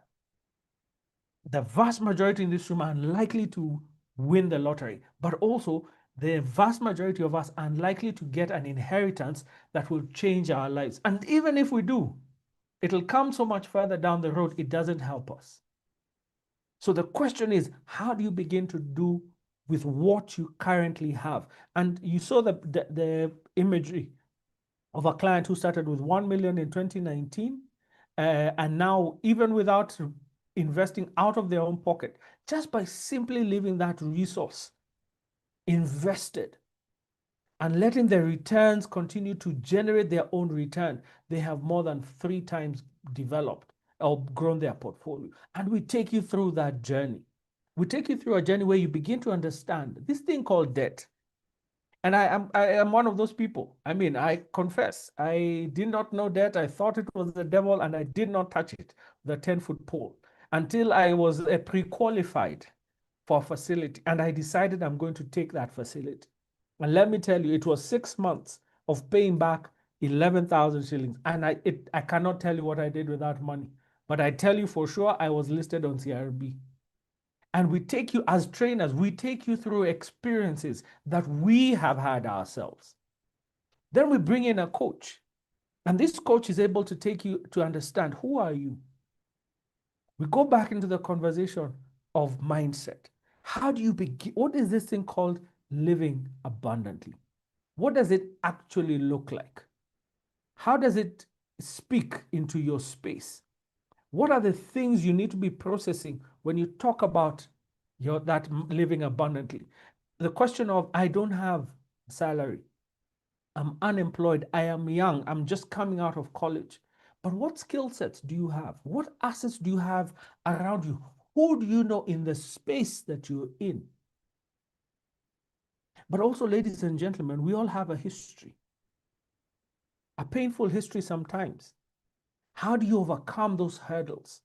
One of those is debt. So that now you stop looking at debt as a bad thing. You look at it as a facilitator of your wealth acquisition journey. Then we take you, I saw questions around what are MMFs, how do I open a CDS account? And we take you through the whole list of the different investment options that are out there.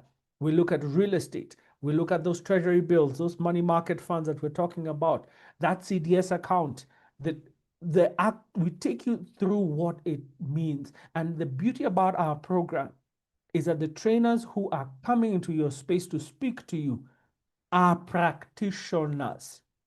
So when we talk about a CDS account, we have people like Miriam in the space who open up the platform and show you how to open that CDS account. They tell you why you should buy a treasury bill and why you should not buy a treasury bill. What is a money market? Why is it different from your savings account? What are shares? Where do they fit into that portfolio? For those of you, I saw the question around Sharia compliance. We do a deep dive and help you appreciate that there is opportunity. And increasingly, as Miriam mentioned, increasingly in our market, we're beginning to see more and more Sharia compliant and ethical investment products coming into play. Increasingly in our market, we're able to see a lot of players, and now you can invest offshore. But we're able to take you so that you are able to understand. You are able to understand, and you're able to sit with those professionals and have a knowledgeable conversation. We give you tools that enable you to appreciate and understand the questions and be able to speak specifically for yourself and understand how these play into you, what you need and what you're doing. We take you through a whole conversation around insurance. Because, ladies and gentlemen, it is so important for us to have insurance. If you are unwell, how will you be able to be having these conversations? If the house you live in burnt down, the vehicle you drive is in an accident, and you haven't taken insurance for it, it will wipe you out. So we come and take around the whole conversation. How do we protect the assets that you have? And then you work so hard, you do all these things, but what happens when you're not here? What happens when you're incapacitated? And we have legal minds that come into the room to help you understand, what do you do with everything that you have the time you're not here? What does that look like? How do you begin to structure? We hear, if you're on social media, you're now hearing about trusts, family trusts. We're talking about, you hear about wills. You've seen successes. In the political space, you've seen wills have been talked about a lot. So you begin to understand, what are these things? And how do they speak into my journey? And how do I ensure that what I have worked so hard for is protected, and what I want is done when I am not there? But also, ladies and gentlemen, you must pay unto Caesar what belongs to Caesar. And I saw there was a question, there are a couple of questions. I saw somebody has been asked to pay withholding tax on what they thought was a tax-free investment. I saw another question. You're saying tax is my money. How is it my money? And we take you through a conversation to understand how taxes come into play, including, ladies and gentlemen, that there are opportunities for you to reduce legally, officially, provided in law, to facilitate you to be able to pay less tax. When you, those of you who are employed, when you have that P9, and in couple 2 or so months we'll be rushing to do our tax returns for the year, do them early. Do them early. You'll be able to understand in that P9, what is that thing called relief? When you go and pick up some of these insurance products, there are elements of those products that you can claim on your taxes. When you have a 2-income homestead, how does that play into your taxes? Yeah? And we're able to take you so that you are able to understand. And ultimately, ladies and gentlemen, the other 2 units that I love to take is where we talk about your financial plan. The Centonomy program, ladies and gentlemen, is not just about giving you information. We are about enabling you to achieve your purpose through your wealth creation journey. And so we dedicated an entire lesson, an entire session around creating your plan. Now, Milka talked about the homework, so it builds up to this final element. So you figure out where your assets are. You figure out what your budget is like. You figure out what your debt situation is like. And if you need to get into a debt repayment plan, we give you that conversation and we teach you how to do it. And we give you a tool that enables you to understand. Like Milka was talking about the amortization schedule. We share it with you and we teach you how to do it.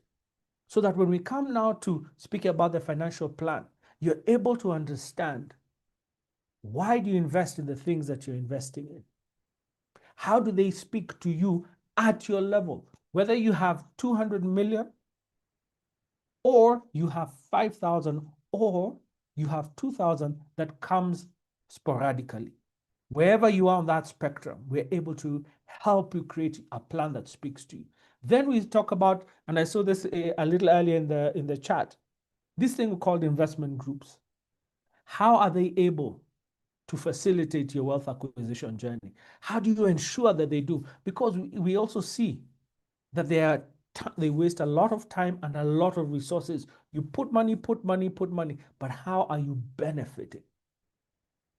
And then we say, ladies and gentlemen, action, action, action. By the time you get to graduation, you have begun to take very specific actions.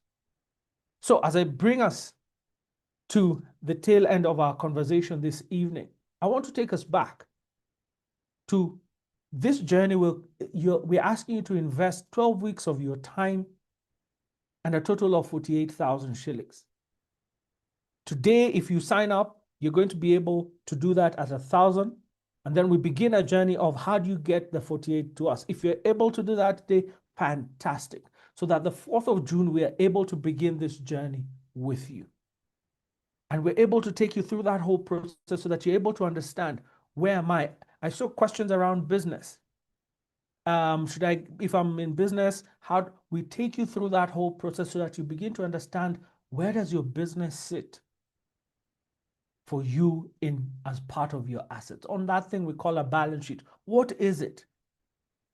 And we take you through that journey. So I invite you, ladies and gentlemen, to make the investment, to make the commitment, and it will transform your life. And you'll be able to sit, and I loved what guys were saying, to sit with confidence and speak about the figures that Milka was talking about.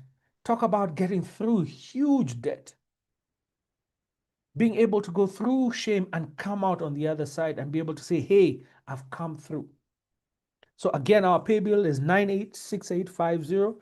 Account number, put your first name, 101, and we'll be able to reach out to you and begin the journey. Register today. Registration is 1,000, just to appreciate you guys for having been with us this evening. Our classes are purely online and we run them. We have 3 sessions in any given week. Now, in a week, we cover the same topic. So you're able to adjust to your schedule and see what works best for you. So we have in the evenings on Wednesday and Thursday. And then on Saturday, we have a morning class. The times here are East Africa time. So you're able to adjust depending on where you are in the world. But we have 2 classes in the week and 1 on Saturday, and they cover the same material. And so then you're able to fit into your schedule. And the classes are virtual. So you're able to join us wherever you are. Once again, if you're able to join us, please, today is the day. Sign up and you'll be getting that discount and be paying 1,000, and the cost is 48,000. Should you be in overseas or want to make your payment through credit card, please feel free. We are able to facilitate you. We have the details up here. So please take a screenshot of that. For those who are going to be registering from across the oceans, we have a discounted registration fee of $10 US. So you're able also to participate on this transforming journey. As I mentioned, we have trained people across the world and enable them in their respective jurisdictions to make changes in dollars, in euros, in dirhams, in rands, whatever currency they have, in shillings, even across in Rwanda, Burundi, we've been able to have people join us. So please feel free, engage with us. If you're looking to make your payment through bank deposit, those are our bank details, and I'll be leaving these up as we go along. So ladies and gentlemen, I want to go back into the chat and pick a couple of questions. I see we also have a few raised hands, but let me go into the chat, pick a couple of questions.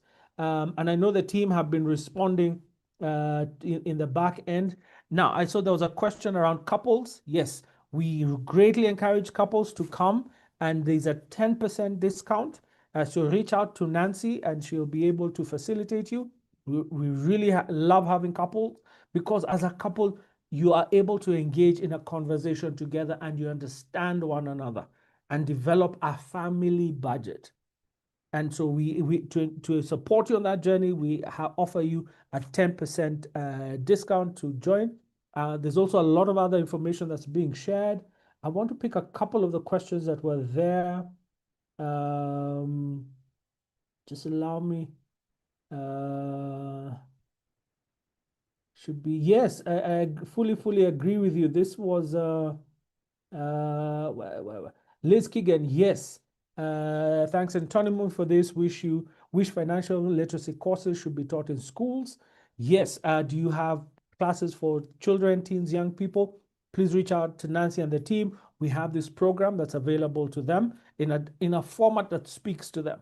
We're able to translate this material for them. So reach out to the team and they'll be able to help you on that journey. I saw Marcelina earlier on and she said, look, I had 7,000 bob. And with that 7,000 bob, I was able to save, start a business, and grow myself.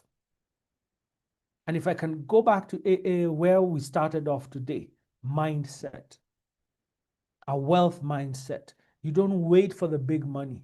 You use the money you have here and now, and you utilize it to make the best decisions and to support you to achieve that which you have set out to achieve. I want to see. Good, Rahab, I like your question. What advice can you give about not having clear goals for fear that something may erode your money and affect your timelines or planning? For example, losing your job or someone in your family falling ill. It's a beautiful compounded question, Rahab. And when we talk about goals, and you've heard a lot of conversation today about goals, one of the things that we take you through is having clear goals. And I want to dissect. The first is having clear goals. And we take you through, when we talk about your financial plan, we take you through a process to help you understand what are the elements that help you to create clear goals. Now, if you don't have clear goals, what happens is you are putting up a target in a room, shutting the lights, putting a blindfold, and hoping to hit a bullseye. It's highly unlikely. And so what happens is in your investment portfolio, for example, you have assets, but they do not help you. Yeah, case in point, when you have a sick one, you have land, so you're forced to sell in distress. Or you piga sherehe, when you actually need money, you regret, because when you need to make the payments, you've already utilized that money for something else. But also you talk about fear. Fear is something that stops us. Many times when we have conversations in the room, one of the challenges that we have is that people are afraid, and so they only invest in what they know. Or they stick to savings. They stick to safe investments. Yeah, and that definition. So you can find, oh, I'm just going to put my money in land. I'm only going to put my money in money market. And then you have this disconnect between their goals and their investments. So here's what we are able to take you on our journey.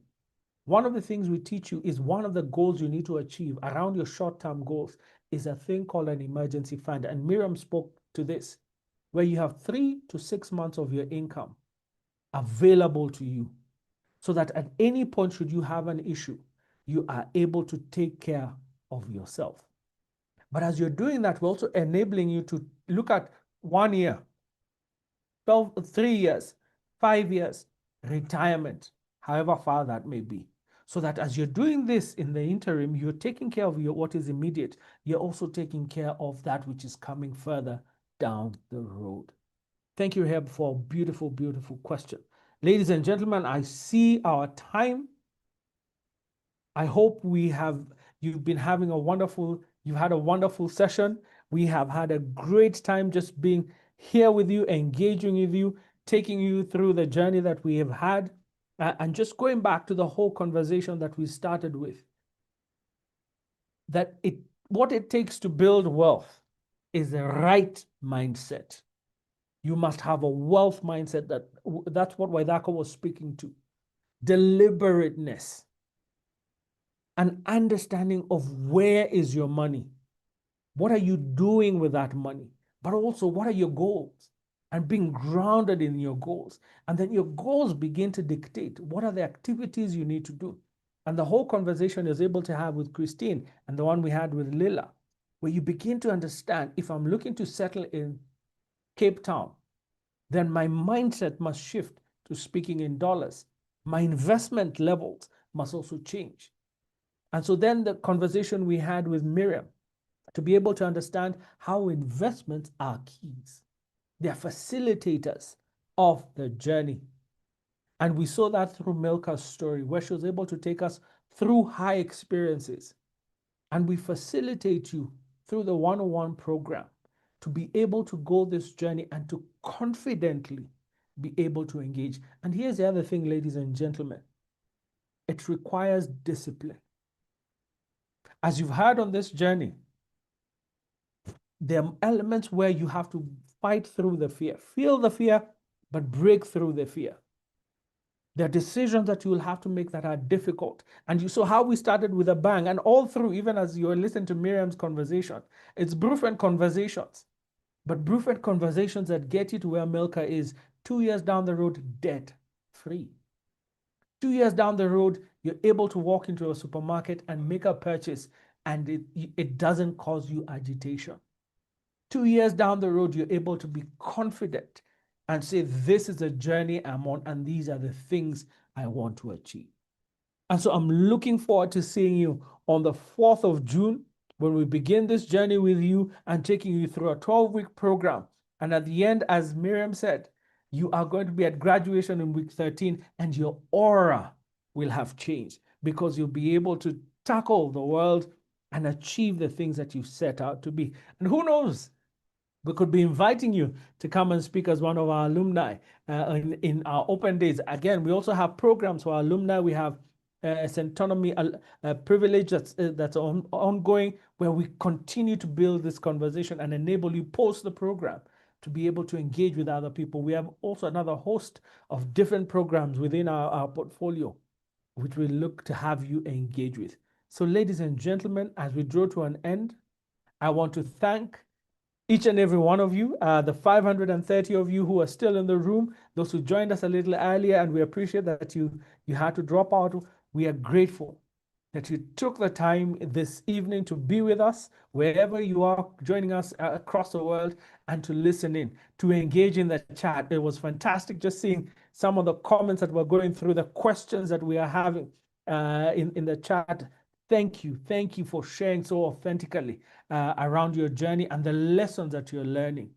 This was meant to be for you to get an experience, but also not just an experience. As Centonomy, our business is to enable you to learn and engage and give you information to be able to achieve. I also want to thank our great speakers this evening. We had Waithaka, we had Milka, we had Miriam. Thank you so much, good people, for sharing so authentically from your stories and from your experience. We really appreciate you. I also want to thank Nancy and the team behind the scenes. Thank you as always for putting all of this together and enabling us to be able to have these wonderful people in the room.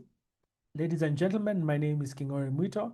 It has been an absolute pleasure to have been your host this evening, and I look forward to seeing you on the 4th of June when we begin the whole conversation of developing your personal financial plan.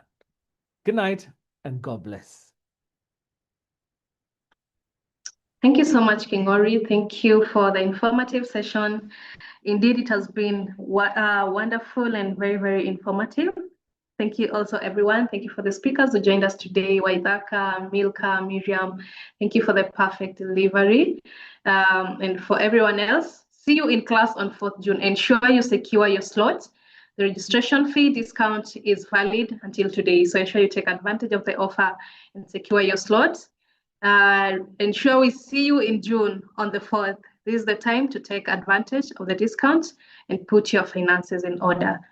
See you, everyone. Have a wonderful evening. In case of any questions, please feel free to reach out to us at nancy@centonomy.com.